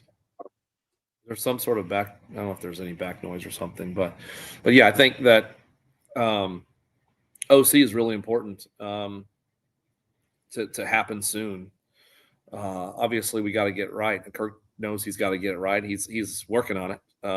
It's a process, but if we don't have scholarships to offer anybody in the portal at the moment anyway. But even if we did, they would want to know, if they're an offensive player, they would want to know who the OC is before they decide to come here. I think that if I'm not, but if I was Luke Lachey or Eric All, I'd probably want to know who the OC is before I decide whether I'm going to come back to Iowa or go to the NFL. I mean, maybe that's not important to them, but I think it might be. So, I think a lot hinges on this, but I think Kirk wants to get it done as soon as possible. But it's just not, it's not just a couple of phone calls and let me announce that you're coming kind of thing. It's a process. So. Esther in the chat says, Brad, when players get transferred to other schools, teams, what do they do with the college they're attending? I'm assuming she's talking about like the actual process of submitting your papers. Maybe. I don't know. I mean, I like for example, one of the questions earlier I saw was why not Joe Labas in a bowl? He won the bowl game last time, right? Well, he's whenever he says he's leaving, then he's no longer kind of part of the program. And so he would not be playing. They're not going to play a transfer portal kid in the bowl game. The person, they're going to probably finish out their finals this week, and then they're going to transfer, and then they'll go home, and then they will start the next semester at another school. I mean, that's what'll happen. So like Joe Labas is not a possibility to play in the Citrus Bowl. So that may be what the question was. I'm not sure. Yeah, and I'll go back to the same friend of mine who's in the portal. His team's playing in a bowl game, and he's back home. He's not playing. Yeah, he's back home. He's moved. He's moved out of his place. He's back home and visiting other schools. So we'll say Kirk did make the exception a year ago with graduates. that were in the portal if they had graduated. I'm trying to think who was listed on there. I believe even Terry Roberts was listed on the roster heading into the bowl game, and I believe someone played. I'd have to go back and look at the transfer portal. I believe it was Dallas Cradith played in the bowl game after entering the portal a year ago, but it was because he was a graduate. I think you may be right. He graduated, and then he was going to be a graduate transfer somewhere else. Right. And he was at the football banquet and all of those things. But if you, like, for example, if you leave and go into the portal, you're not going to be honored at the football banquet this Sunday. I mean, that's sure. Not that anybody cares about that, but you've kind of exited the program, really, is what you've done when you decided to transfer. Joseph says, Brad, what are your thoughts on the new subdivision they're talking about paying into this new fund, et cetera? How will it affect NIL and whatnot? I mean, I think we were talking about that earlier. If we're talking about the same thing, I think it means that the student athletes will get paid more. But, I don't think that NIL is going to miss a beat. I think NIL will still exist, and it's still going to be about how much money am I going to make if I come to Iowa versus if I go to Iowa State, or if I go to Michigan, or if I go to Ohio State, or if I go wherever. It'll just be another avenue for them to get paid. I mean, that's just the truth. Unless they become employees of the university, be part of a union, collectively bargain, that will change a lot. But still, NIL will exist outside of that. They will continue to get paid to do certain events, and you're not gonna. The swarm is not going anywhere. Is really the point. Thank you for the super chat, Joseph. Do appreciate the question. DC Hawkeye with the super chat. Thank you, DC Hawkeye. It says, this is such a slippery slope. In a few years, college sports are going to be destroyed. Watch, Iowa can't keep up with at least 20 or 30 other schools with much deeper pockets. Facts. How do you feel about that comment, Brad?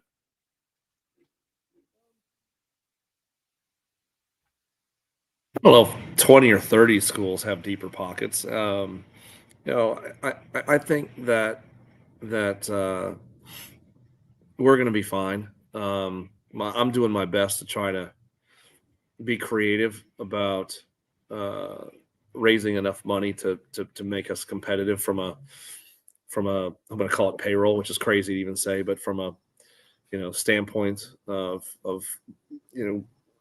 opportunities for kids in NIL.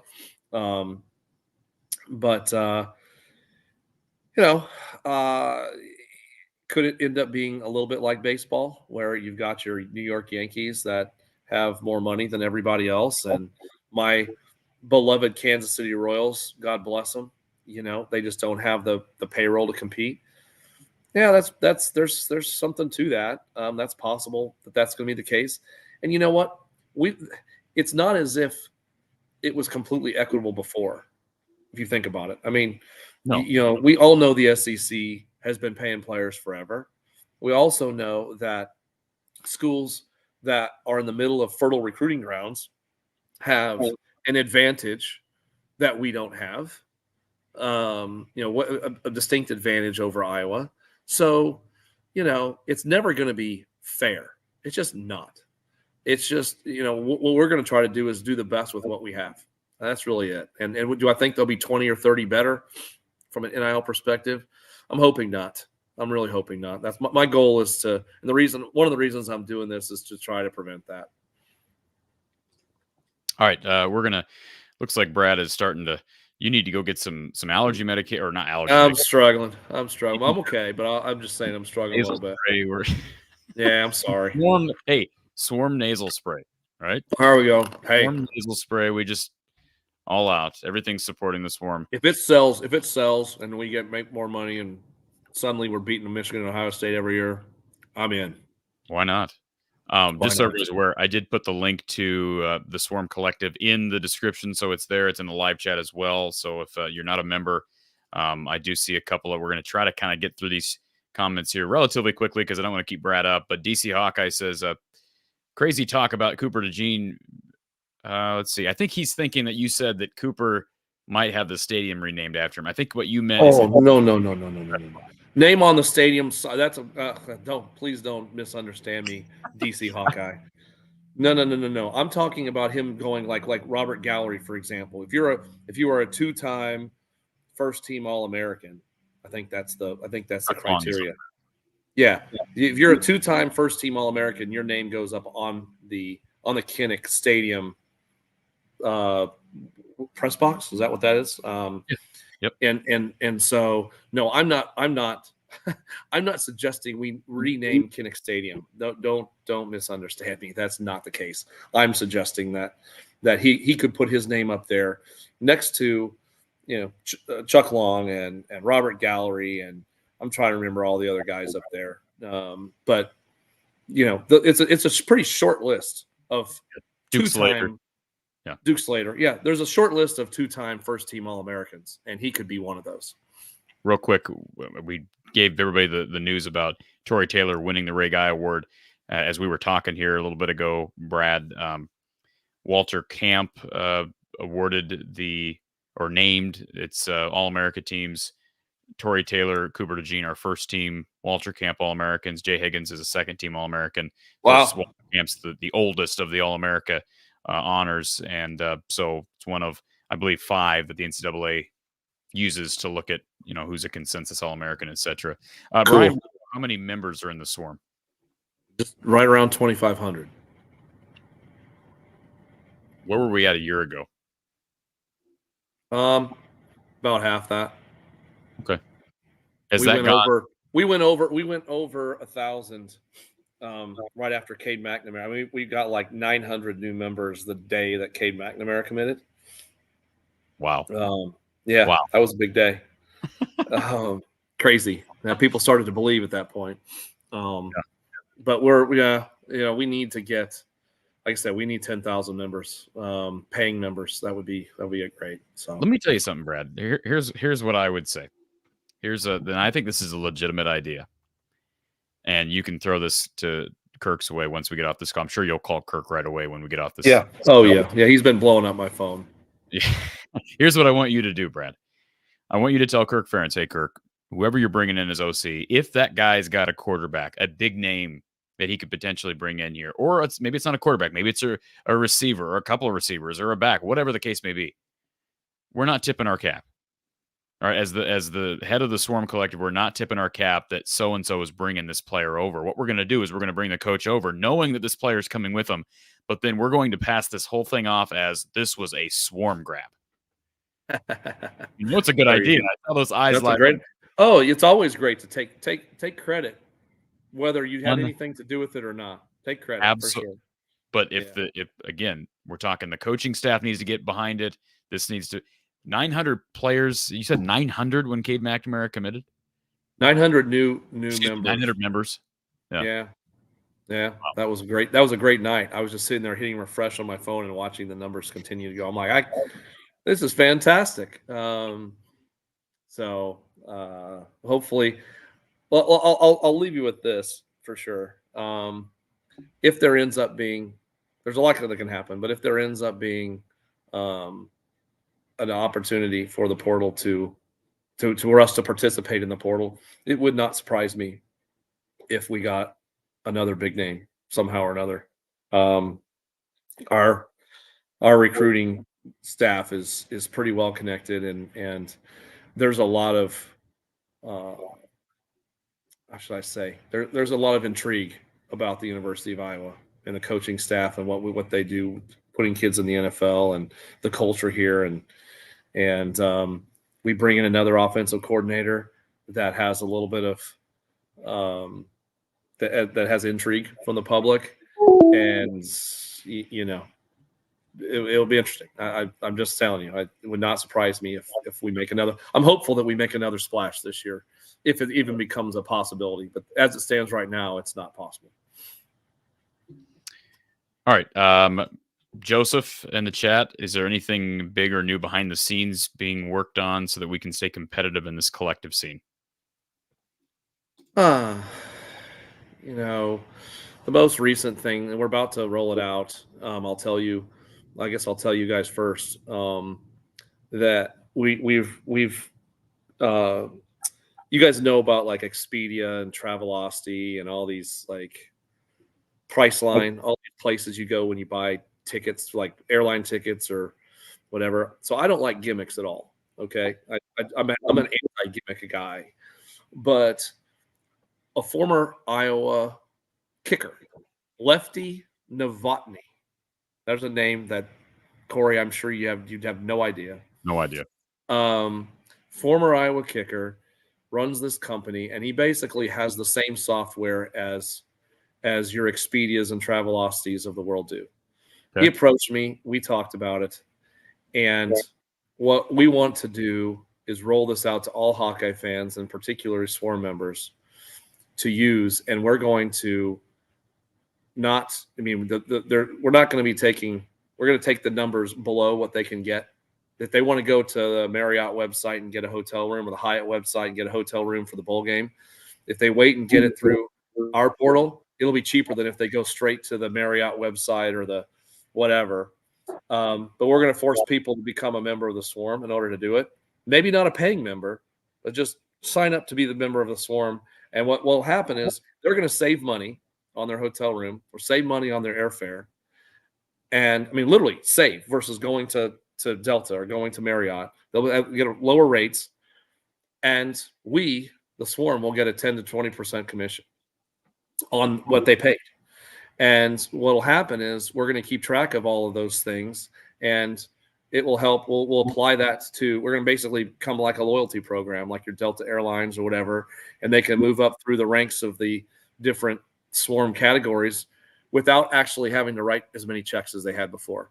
And so someone could theoretically be, ambassador or above level just by booking their travel, which is cheaper through us than anywhere else. Trying to find other ways, Corey. And this way will be something that people can use to save money, like literally save money, and we get to benefit from it. So thanks to Lefty for bringing that to us, and we're about to roll it out. It's going to be really cool. Awesome. Brian with the super chat. Great to meet you, Brad, at the tailgate this year, Western Michigan. Just got here, Corey. Met Randy Engel last week. Good to hear. Brad, when does Swarm Marketplace open? It's open. Bring it on. Yeah. Go do some Christmas shopping. Thank you for the super chat, Brian. And Brian adds with this super chat, Brad, Newton Cares as a charity golf tournament every year with a ton of former players. Any chance you could contact them for a booth? Players, former football players, or what are we talking about? Or former golfers? That's a great question. I'm assuming this is former football players, I would assume, given the topic of the discussion. But yeah, I mean, it's possible for sure. I mean, you can just contact Jane, who plans all of our events, Jane-Oswald@iowaswarm.com, and we can work through the details. Thank you, Brian, for that. Lomansky with the super chat. Appreciate that. Says thanks for all you do. Proud to be a Swarm member. Thanks, Lomansky. That's pretty cool. Let's go to our call-in line now. Well, thank you for calling Hawkeye Hangout here with Brad Heinrichs. Who's on the line? You say this is John? Are you kind of muffled there? Go ahead, John. Yeah. Brad, Lisa was asked by a reporter why we didn't get a big out of the portal, and she said we don't have the budget. Other schools do. Are we that far off that we can't compete for players? I'll say that basketball is different than football in terms of our ability to raise money.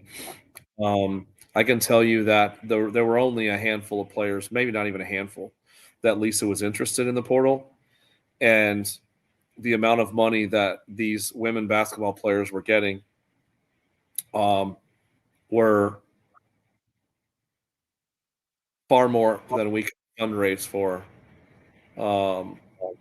through the Swarm. Like, it was ridiculous what these girls were going to be getting at LSU and elsewhere.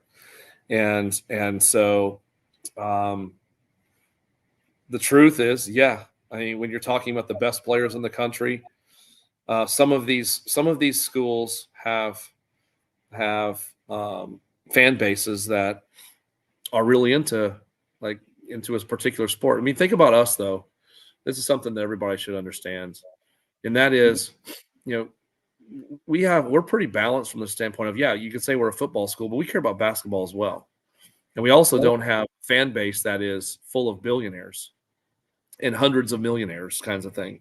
So a lot of our NIL dollars get spread across 3 different sports, or maybe more concentrated on football. Whereas, look at Creighton, for example. Look at some of these schools on the East Coast. What is Creighton? How good is Creighton's football team? They don't have one. So they're just worrying about 10 or 15 guys or gals on their basketball teams. So some of these girls, like from DePaul, for example, they're getting paid. They don't have a football program. So all the NIL money goes towards them. And so the market goes through the roof. And then, a school like LSU that is, a national champion with a coach that they're paying a lot of money. So LSU is really, really, really all about their basketball program, and they've got some boosters that are willing to throw hundreds of thousands of dollars at players, and we don't have that at this point. So, just I guess the answer to the question is yes, we are far behind. Not everybody. We're far behind some of these players, some of these programs, and what we're trying to do is we're trying to compete for the best players in the portal. Look at it from a football perspective. This guy, what's his name? Cam Ward, Corey. What's the guy's name from Wazoo? And he said somewhere that he's got double-digit offers of over $1 million to go play football somewhere else. That's serious cake for one player. That's more than what women's basketball players typically go for. But truth be told, it's the market is crazy for people at the very top of their game. Let's just leave it at that. And that's who Lisa wanted. Lisa wasn't interested in just a regular big, because she already had. I mean, she's got some decent bigs as it stands. She was looking for an absolute game changer, and it just turns out that the market was so that they're getting offered just far too much money. And frankly, John, I can understand why a women's basketball player that has NIL opportunities at some place like LSU, even though I would never want to play for Ms. Mulkey, I can see why a women's basketball player might really value NIL even more than the men, because there's less pro potential for exactly women's basketball players. No doubt. Well, Lisa, Fran, and Kirk, they all seem to sound the same way. It's not the player needs to fit the culture of the program. Yep. That's for sure. Culture is very important to all 3 of those coaches. I can say that firsthand. Very important. Do the top basketball players get as much money as the top football players, or is there a difference in that? Again, it's really hard to say. I would know as much as you would know, because we haven't brought in the top transfer in football or the top transfer in basketball yet. So I don't really know what that market looks like, to be honest with you. All I'm doing is reading the same Twitter that you're reading, where so-and-so is getting offered all these numbers, or saying they're getting offered all these numbers. And by the way, they could be lying. They could be, just, it could all be puffery to try to get somebody to match that number. I mean, they could say that I've got 10 offers of $1 million, and then someone actually believes it and offers them 1.25, and they say, okay, I'll come. And, they didn't have anything close to that, but then they end up making over $1 million because they told that coach or that collective president what the market was for them. And you never know. You never know if they're lying or not. Crazy. It's crazy. Do you deal more with players or the agents? If you're talking about portal, it's usually the agents. If you're talking about, but what's crazy is that now some of the kids that are playing here, even if they came up through high school, they have agents. And so the agents call me. I'm like, why isn't the player call me? He's got my cell phone, you know, but he just lets the agent handle it. So the answer is both. So, some of these younger kids need to learn, this is my opinion, need to learn better communication skills. They do. They absolutely do. In certain cases. And there's some Iowa athletes, a lot of Iowa athletes, really exceptional communicating. One of the best communicators that I've had a chance to interact with is Marco Lainez. Like, that's part of the reason why I'm so impressed by that young man, because he is just so mature for his age in so many different regards. Anyways. His father is a great communicator too. I met him in Indy. Good dude. Really liked him. All right. Well, I'll let you go. Thanks, guys. Thank you, John. Thank you.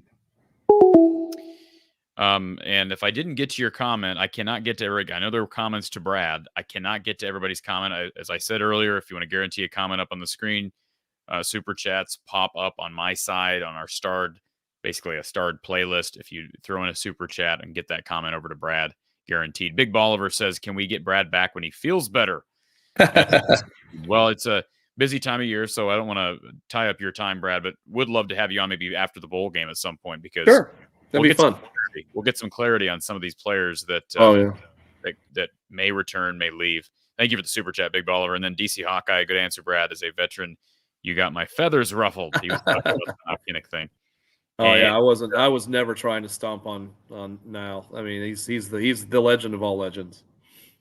Thank you, DC Hawkeye. Erica, Swarm ibuprofen. I need it, Erica. Sked, just join the Swarm. Thanks for everything. Thank you.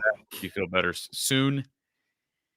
And thank you again for the super chat, Sked, and for joining the Swarm. DC Hawkeye, Brad, most of Iowa's players are 3 stars. What would you expect the market for a 3-star to be at?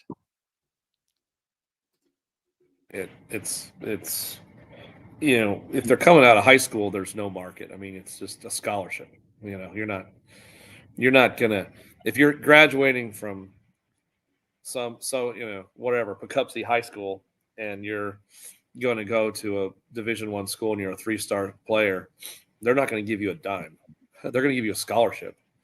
And if you go on, you start playing and you start doing really, really well at a Power 5 school and you enter into the portal, it doesn't matter what your stars are coming out of high school. It's what your tape looks like and what some of those other schools are willing to pay.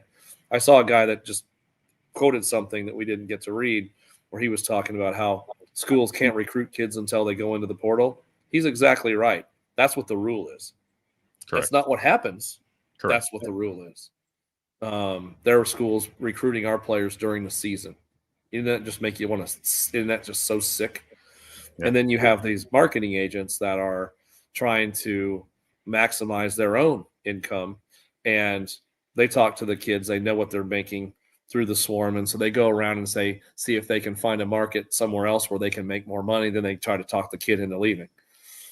You know, that's the kind of crap we have to deal with, and so it's really good that we have the culture that we have, and that keeps a lot of our kids there. I think that's going to serve us well now and into the future if we continue to have the culture that we do.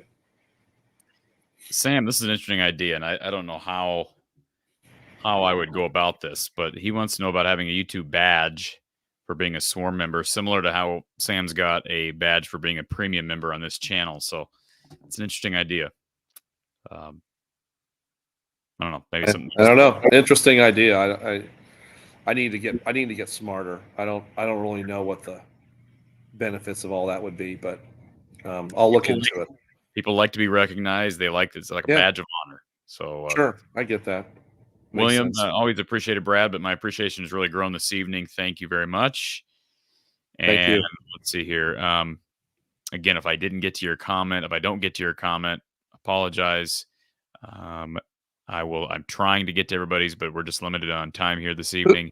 Who do you want to be the next OC, Corey? I want to know what your thoughts are. Do you have names? OC? Yeah.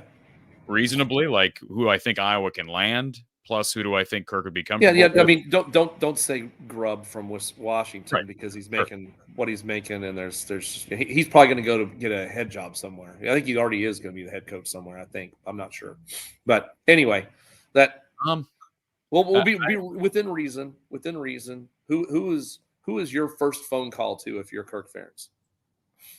My first phone call. You're putting me on the spot a little bit. Well, I've been doing that to you for the last 2 hours, so that's it's my turn. My first phone call.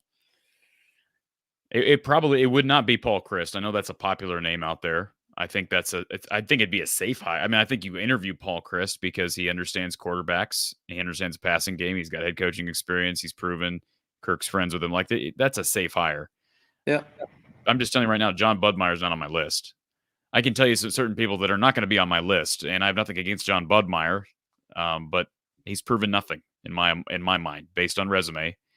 I haven't seen quarterback play take any big jump forward over the 2 years he's worked with these guys. Maybe he's amazing, and I know Kate thinks highly of him, but he would not be on my list. So Andy Ludwig would probably have to be on the list. Paul Chryst is on the list.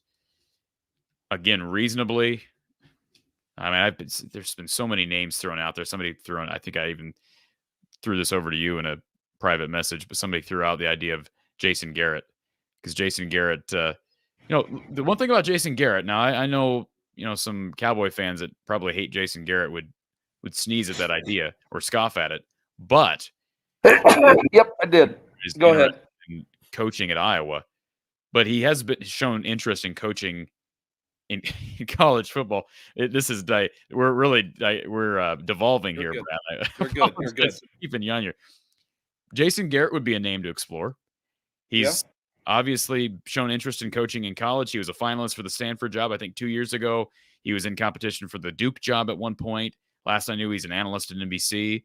Former quarterbacks coach. He's an offensive guy, so he would have to be on my list. He's been to Iowa City. I met him at Bumps at Finkbine. Okay. What game was that? Would that have been a Michigan State game?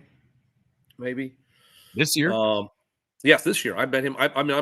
I'm sitting there at Bumps having a beer with some of my buddies, and in walks Jason Garrett and also Collinsworth. They were doing the game, so I'm sure someone out there knows which game they were doing. They went down and sat, and I started talking to him, and of course he had all sorts of NIL questions for me, and Jason Garrett did an Iowa game on Peacock. I forgot all about that if he did. It might have been Purdue. Was it Purdue? I can't remember which one. It might have been Michigan State. Peacock game. Excuse me. Michigan State was an NBC game, I believe. And then so he did one of those games. It was either Michigan State or Purdue. I thought it might have been Michigan State, but yeah, I have not gone out. It's a great question. I have not gone out and said I think Iowa should pursue this guy because at this point, I guess I don't know. But I mean, I throw some names out there, and I'd be comfortable with if I knew Iowa was pursuing any of those guys, I'd be comfortable with it. And I've even made the statement like, sure, call Ryan Grubb. No, it doesn't hurt anything to call someone, but is it reasonable to expect him to jump to Iowa? No, I know he's got Iowa ties, making a lot of money there. He's probably going to have head coaching opportunities, if not this year, at the P5 level next year, most certainly. And you got to remember, they're also moving to the Big Ten. So if it was Washington State, if this is a program that's not going to be competing at this level, but they're moving to the Big Ten, so they're safe. So that's a really, really good job he's got there at Washington right now. Yeah, for sure. So, okay. I was just curious if you had a hot sports opinion as to who you wanted, if there was one guy that tickled your fancy and you were pushing or endorsing. I'm not pushing for anybody yet, but okay. Well, we've still got a few weeks before the bowl game, so we'll see what happens. All right, I think we got our final caller of the night on hold. This is Tony. Tony's got his from the Hawkeye of the Storm. So I just got this in the mail 2 days ago. Okay. Now hold on, Brad. I have my gold Swarm shirt. I have my black. I like it. I have this. Hold on. You know me, Corey. I'm an advertiser. Got this. Now, Brad doesn't know I'm out of state. I don't even live in Iowa. I still have this. And this baby just came in the mail. Let's see. There we go. I the like flag. That so that just came in. And I saw you just released the hat. Yeah. and the basketball looking like shirt.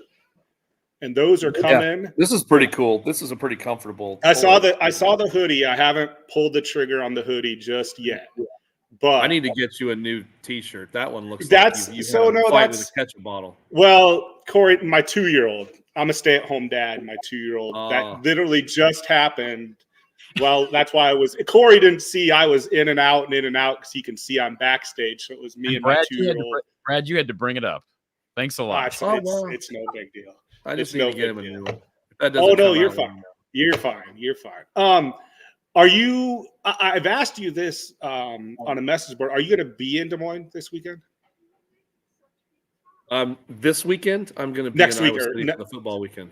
Are you talking Sorry, about? I'm sorry. Yeah, the following weekend. Yeah. It's up in the air at this point. Okay. I've got a lot going on, so I don't know if I'm going to make it or not. But Okay. I would like to. There's a big Exile event on Friday, and then the Yes. games on Saturday. That'll be a lot. I of didn't know fun. if I could publicly say that or not. So, but I have I got a hold of Foundry, and I've got some tickets for that. And I told you I was going to buy you your first beer on the message board. Oh man, I'd love that. I'd love that. So, I didn't know if Hopefully you were I'll going to feel want better by a golden ale or a Swarm vodka drink, since I'm assuming they'd have both there. Both of those sound horrible to me at the very moment, but I think that by next week I'll be all for it. Either one. Maybe Corey, you can make it down for that Swarm event. It's Friday night, a week from today. I'm sorry, I was totally zoned. I was thinking Oh about no, the you're fine. setup you had on your shirt. We're Oh, talking. it's not blood. It's marker. It's not blood. It's definitely. not blood. He's talking about the doubleheader in Des Moines with the I'm not going. I don't have plans to go to the doubleheader. Is that what you're asking? No, I'm asking about the event you guys are putting on, Brad, Friday night. Yeah, with the Foundry and Exile and all that'll be a lot of fun, and hopefully people will come out for that. I'm looking forward to it. I'm excited because they teased the esteemed Hawkeye legends is how they worded it. Will be showing up, so I don't know who that could be, but you don't know who that could be? Well, I know the two coaches, and I know who the MC, but I haven't heard any. You know who the MC is going to be? Dolphin. You know who the MC will be? Gary Dolphin. Yeah, I heard. Yeah, that's right. And then I heard that the two coaches are going to be there as well. I don't know if this is likely. Okay. Likely. Or assistants, probably. I don't know. Okay, It depends. Anybody, that's fine. I don't care. Yeah. I noticed we were talking earlier about basketball and like getting players in the portal. I'm more of a men's guy. Corey knows that. I've noticed that Fran has gone more after the international guys. Is that not on accident because they cannot accept the NIL money? A good question. That's a really insightful question. I don't think that's been his angle. Ben Krikke, he's he was. We went after him because we thought he was damn good. I mean, he was the best player in his conference, and that was the reason he was going after him. These kids not being able to accept NIL money, that's a little bit of a misnomer.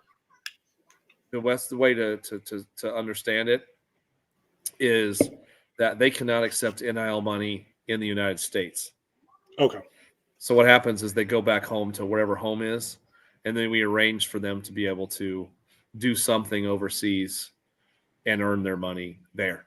Okay. So they wind up getting paid. They just don't get it in the same form and fashion that the rest of the kids that are Americans on the team. I got you. And I know that, everyone, I look at the same message board everyone does that you post on, and you kind of said, Iowa's doing quite well compared to the rest of the conference in football, and they're severely lacking in the men's basketball program. And when I did read that, I upgraded to the ambassadors. So I'm 100%, Great. Thank you. 100% to men's basketball. I'm only at the $100 a month level, but thank you. That's incredible. Thank you very much. That's really nice of you. And I can speak for Fran to say he and his kids really appreciate that. And I try to I said a stay at home dad, but I also do like Uber and Lyft on the side. And when I pick up Hawkeye fans, they see my Swarm sticker because I have a sticker on the back of my car in addition. Cool. And well, what's this Swarm? And then I tell them, we're not like other NILs. These kids Yeah. have to do charity work. They're not just getting paid for, okay, here you go. Here's money. You're a player. You actually have to do something that benefits the community. That's right. I don't know how many of them have joined, or maybe if I've even got one, but it's positively received because everyone has such this big misconception of the NIL that it's just, here you go. That's something. Yeah, we've been fighting it for 18 months now. There's a lot of misconceptions out there about what we do and what NIL is and what it's not. And so hopefully eventually people will start to come around and jump on board. So I really appreciate you being such an ambassador for the Swarm. Thank you. And it's tough. I mean, to get the liquor and the beer because I'm in Sioux Falls, South Dakota. So you got to drive. You got to drive about 30 minutes just across the Iowa border. But it's nice that you said you're getting the partnership with a soft drink and a bottled water. Are those going to be able to be distributed hopefully at like a larger type network because you don't have the restrictions that booze does? Should be easier. Yes. Okay. Should be easier. Yeah. And maybe even to order, or is that because you don't have that. Yeah, you won't have that issue. Okay. And then one final question. I was planning a trip like to an all-inclusive in like May. Is this something I should hold off on and use? Okay. I didn't know how big that would go when you mentioned that. I mean, I'm hopeful that in the next few days we'll be able to roll this out. Worst case a week, and then you can buy your tickets there. And I suggest that you use other things and use other avenues and compare. For sure. You're gonna save money on this, using our portal over what you would do before, and we're gonna benefit from it. I mean, how great is that win-win? Yeah. I mean, I thought that was super cool. Like I said, I hate gimmicks. I'm not, I personally hate that kind of stuff. People push that stuff on me, but if it's actually going to save our fans actual dollars, well, I'm up for that. So, but you're not.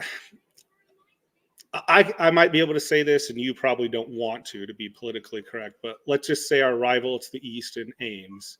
You are not being as cheesy and generic as I see some of their ideas.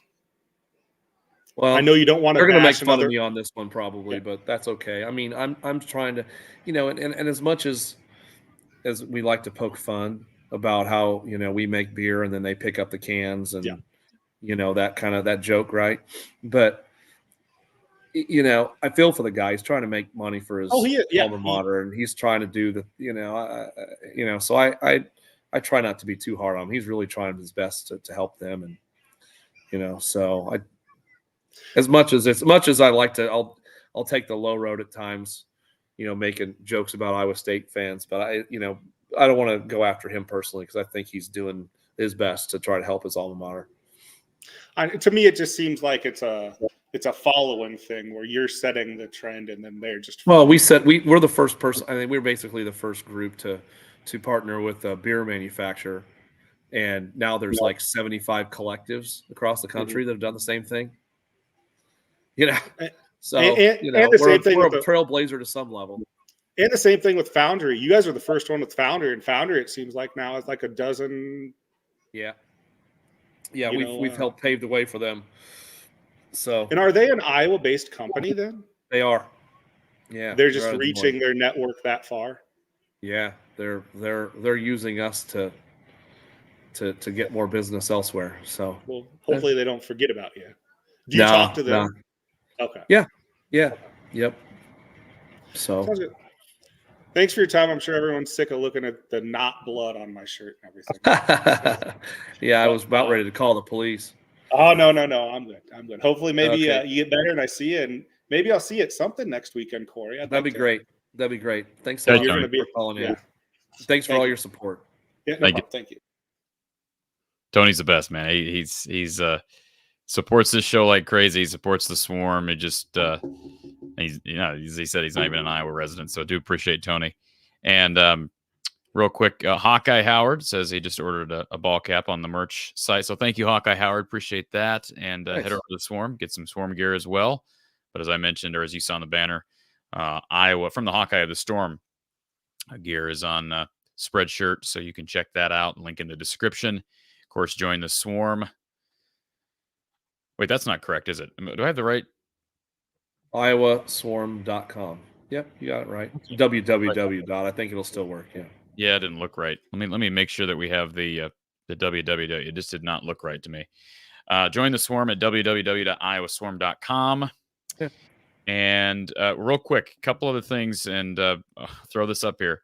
So you asked me about offensive coordinator. I did have a name on my phone that I wrote down about a week or two ago that I haven't talked about on the air. And I'm not saying that he needs to be the next guy, but another guy to I would explore would be Frank Reich.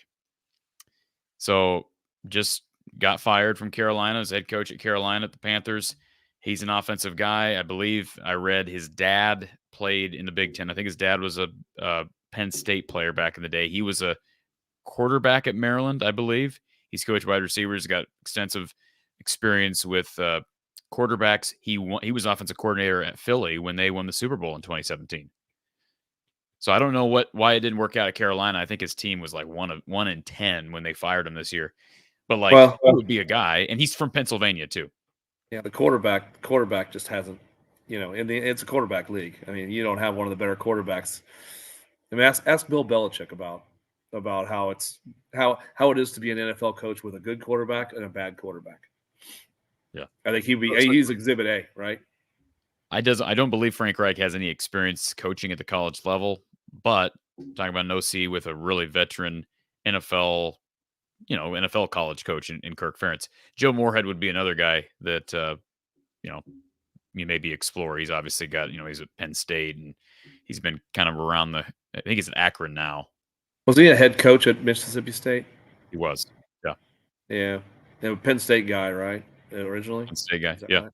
Yeah. Yeah. I mean, like I said, the interesting thing about Coach is that he has so many connections, being in this and being with the NFL and in college. I have no idea what he's thinking or who he's thinking.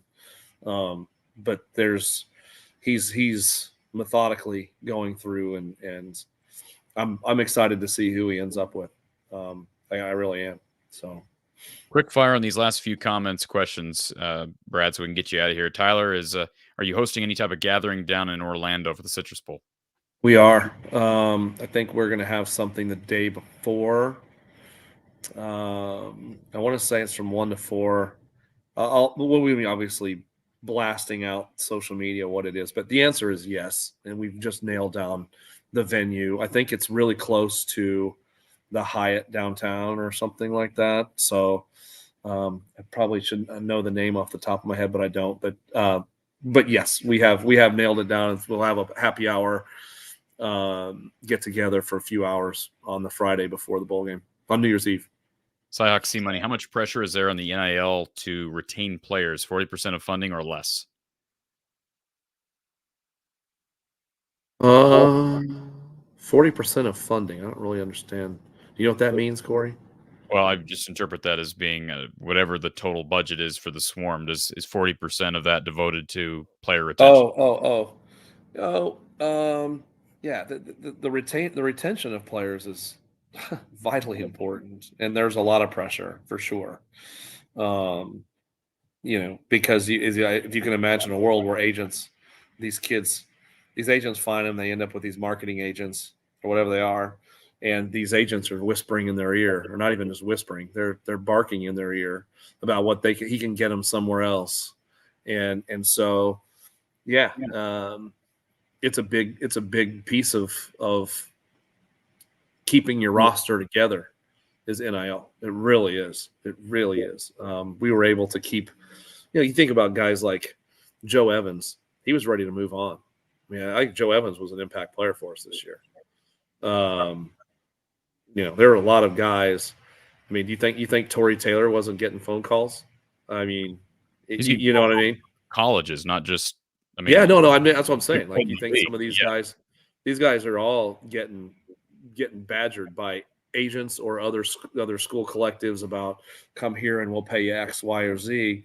And so, having a strong NIL program is, I'd like to think that we had a really big part in our success this year. And without some of these key people coming back and some of these key additions, I think Nick Jackson would tell you that, NIL played a part in him coming here. And, he was part of the heart and soul of the defense, I would say. Him and Jay and probably Joe were really essential pieces of and Cooper, of course, of the defense. So, the more people start to understand that, the better the chance we have of being successful. Because I think there's still a lot of people out there that just either don't know or don't care to know. They just they've given to the I Club forever, and they just keep doing what they're doing, and just kind of not pay attention to this. But this is, to use Beth's words, it's every bit as important as giving to the I Club. Bobby, thank you for the super chat. Kirk Ferentz overruled Ken O'Keefe on Christensen versus Stans. He was forced by the Beathard family to embrace CJ Beathard. Iowa should go toward the Shanahan-McVay offense. Thank you for the super chat, Bobby. Do appreciate the contribution here. And Lemansky with the super chat as well. Ryan, you are doing your part. Inspirational. Go Swarm. Go Swarm. Nice. So thank you, Lemansky. Do appreciate that. Also, Brian, thank you for becoming a member here from the Hawkeye of the Storm. And Brian, see, he's got the little badge now there, Brad. So that's love it. I don't know that we could add another badge, but again, that's an idea. Lonnie, what's the possibility the new OC brings a quarterback with him? Hard to say, right? We just don't know. Yeah, it's impossible to say unless you know who you're talking about, right? Or somebody from the NFL, he's not going to be doing that. That's what I'm saying. Like if you go hire Frank Reich, and that's one thing. That's one thing that everybody should understand too, is that Kirk's, he's not just a college guy. He's got NFL ties all over the place. His pool of candidates to call and to talk to is much bigger than anybody really thinks. He's got a lot of options. So, and whether this person brings a quarterback with him or not will depend on who the OC is and how he feels about his quarterbacks.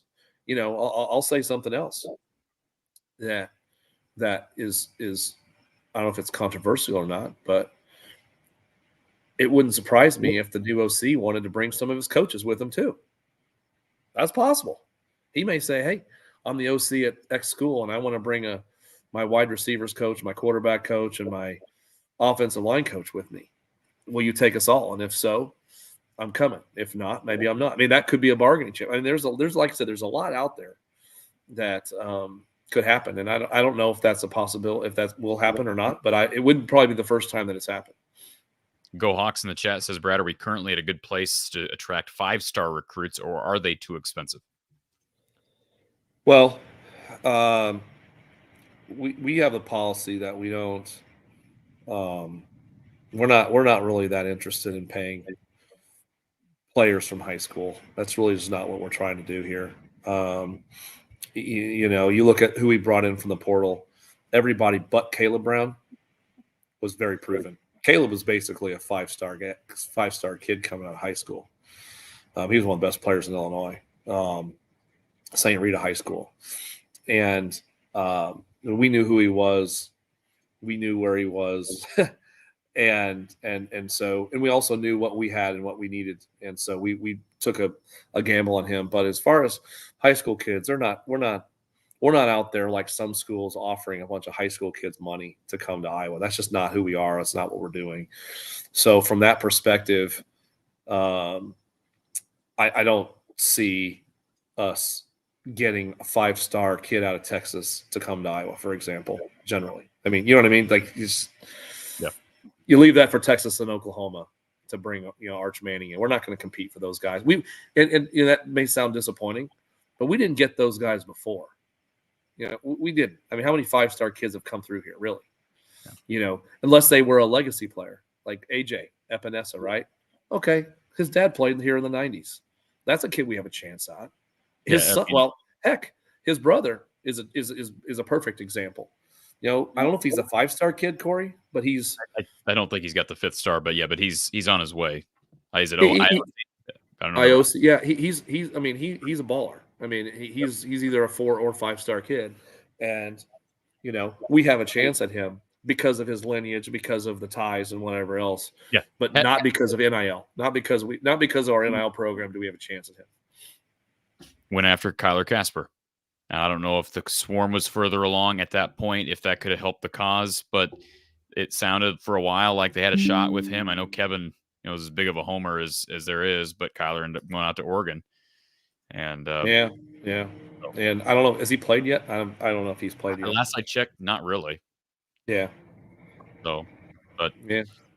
Comes from good roots. Automaniac 89. Hey, Brad, it's Otto. Thanks for all you do. Continue to do. Can't wait to see you back, or can't wait to see you knock it out of the park, retaining players and getting new ones again. Thanks, Otto. I look forward to meeting you at some point when you're not farming, man. Come to a game. J Bills 72. Does anyone know when a permanent AD is expected to be named? Beth should unquestionably have the job, but just curious when something is official. I would guess within the next couple of months. Yeah, I think they were trying to get it by February or something like that. That's what I heard. I don't know. I don't know if that's true or not, but it seems as if they're wanting to try to move the process along. It will be very interesting to see what happens. But Tony, I'm all on board with this. Swarm Bourbon, and I would be the first one to buy that. I'm not really. Wow. Absolutely. Oh my goodness. Not that I'm not drinking bourbon every meal, but I'm just saying in general, if I'm gonna have anything, any type of spirit, I'm gonna have probably a whiskey bourbon. So, anyways. Okay. All right. Well, I'm already been labeled the king of vices. I guess might as well add bourbon to the list. There you go. Vodka, bourbon, and beer. I mean, good grief. T. Hink, Corey, you're going to be doing bowl picks again this year. Absolutely. And want to be getting a bowl mania group together. That's something I have not done yet. So thank you for reminding me, T. Hink, trying to get a bowl mania group together again. I think last year Don Patterson's wife won that, or was that maybe the March Madness thing? This is how crazy it is. I usually do really good on bowl mania, do terrible with NCAA tournament time. So I will be launching that. So stay tuned on that, T. Hink. Andy says, Andy needs to know if you've worked with corporations on matching donations. Yeah. So yeah, for people that don't know what Andy's talking about, me and Bruce Rastetter are combining to match up to $1 million of any Swarm donations, any new Swarm donations that come in between now and the end of the year. And so if that's coming from a corporation that's a new corporation that wants to donate, yeah, we'll match it up to $1 million. There's got to be a limit. Up to $1 million total, or $1 million per donation? $1 million total. Oh my God, $1 million per donation. I'll be in the poorhouse. I was supposed to say, I mean, who is this, a gentleman's agreement between you and Bruce, or is this me and Bruce? Yeah. This is I like to joke with people that me and Bruce are combining to match up to $1 million in Swarm donations. Is a little bit like me and Tom Brady combined to win 6 Super Bowl rings and however many MVPs. But no, it's not that bad. But he's going to he's going to carry more of the water than I am. I'll tell you that. So, but I'm gonna do my fair share for sure. Hawkeye Howard, thank you for becoming a YouTube member. Always appreciate your support. And I did see earlier, Hawkeye Howard, you said you bought some merch, so appreciate you being on the Spread Shop store. Erica, yes, I got your email, Erica, and I am so sorry. I've been I'm not gonna, I'm sitting in front of a guy who's working 100 hours a week. I've been busy in my own things going on as well. So I will get back to your email. I apologize for the delay on that, Erica, but I did get your email and I'm not ignoring it intentionally. Brian just became a Swarm member as well. Go Hawks. So go Hawks. Thanks, Brian. And it's Brian M. Brian L. says, need more likes on this video. Helps the channel. And how about this, folks? When we have Brad on here, the more you support the channel, the more likes and shares and whatever else, the more Brad's message is going to get out. And hopefully it's a chain effect, and it's a positive effect on Iowa athletics. I've mentioned too, we've got some awesome partners like RTI Threads that you're supporting people like RTI Threads, you're supporting me, you're supporting people like Cooper DeJean, who's got his apparel line and merch line through RTI Threads, and a bunch of young guys like Carson Shire, Aiden Hall. So I keep supporting companies like RTI Threads, obviously the Swarm, and the show here. I do appreciate all the support we've had this evening. And Brad, I know you're under the weather. I appreciate you taking the better part of 2.5 hours to talk. But no problem. I always enjoy it. I usually enjoy it with a few beers, but tonight it's not happening. So you're getting the sober Brad tonight. So this is different. Yeah, we need to get you on the most vulnerable day of the year. So when does the next portal open? Yeah, I'll start telling all the deep dark secrets. No, but it's always fun to be on here, Corey. Really do. I really appreciate your perspective and professionalism on everything, and your friendship that's developed over the last year. It's been fun. Absolutely, and appreciate all you're doing for Iowa athletics, and of course for everybody here. I'll be back with you. Boy, we've got so many post games coming up because of women's basketball, men's basketball. We'll have coverage leading up to the Citrus Bowl. Like I said, we'll have Don Patterson on very soon. We've got Gary Close back in full force. And, of course, we've got men's and women's basketball games Sunday. So I'll have complete post game coverage then. And finally, we get a Saturday kind of off tomorrow. We got Army-Navy tomorrow. So I guess not really off if you're interested in that game, which who isn't? Iconic college football game. But it's always a fun game to watch. It is. So, Brad, hope to see you. If I don't see you in Des Moines, let me know if you're going down to Des Moines because it's not not too far from Ames, so I'll run down there. But I don't know that I'll be in Orlando, but if I am, we'll definitely touch base and we'll get you back on this show. I want to get you back on the show in January at some point. So this is me being stupid, but is that reason why there's a cyclone in this whole thing is because you live in Ames, the Hawkeye storm? Is that really where this came from?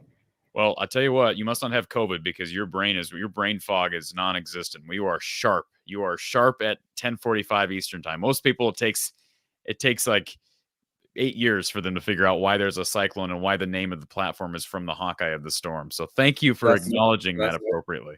Well, it took me a good part of a year to figure this out. So maybe it was just because this is the first time I've been like 100% lucid and sober on this show. Yeah. Not that I'm some bumbling drunk or anything, but I usually come on here and like, hey, if I'm going to be on this thing for 3 hours, on a Friday night, I'm going to have a few beers and we're just going to have fun together and talk Hawks and whoever wants to call in and whatever. So but tonight is just not happening. I told you we were going to go 3 hours, so we're at 2:41. But yes, the Hawk is flying through the cyclone, so this is not a cyclone platform. The nice thing, though, I will say this real quick. The nice thing is last night, I'll just admit this. We were, a buddy and I were actually standing outside Hilton, and we were waiting to get tickets to the game because I didn't have tickets. We went to the women's game the night before, but figured we kind of fly by the seat of our pants on Thursday. So we're standing outside the stadium, and we got a couple of Cyclone fans come up to us. And, of course, my buddy's got all Hawkeye gear on. I've got my From the Hawkeye of the Storm colored shirt on. And most Cyclone fans, I'm sure there's a few Cyclone fans who have seen my show, but most Cyclone fans have no idea who I am or what that platform is. So the nice thing is this guy comes over and offers us a free ticket. And he didn't want to give it to my buddy because he was wearing Hawkeye stuff. And, he sees a Cyclone on my shirt, even though it's from the Hawkeye of the Storm. So anyways. That's funny. Funny. So you actually you scored a free ticket. We got a free ticket last night. That's beautiful. For Hilton. It wasn't a great game, but it was great right up until like tip off. Yeah, I was gonna say maybe 30 seconds in or so. But did we ever lead? Did we score the first bucket? I think Peyton hit a three to start, wasn't it? I couldn't remember. I didn't see the first points. He had 9 quick points in like the first 5 minutes of the game, and then had 5 points the rest of the way. So they got some problems. They got some problems to work through, but I have confidence Franel. Long season. We'll be okay. Yeah, absolutely. Long season. So anyway, all right, folks. Thanks for having me. Absolutely. Thank you, Brad. For Brad Heinrichs of the Iowa Swarm, I'm Corey Brad from the Hawkeye of the Storm. Have a great night, folks. We will talk to you soon.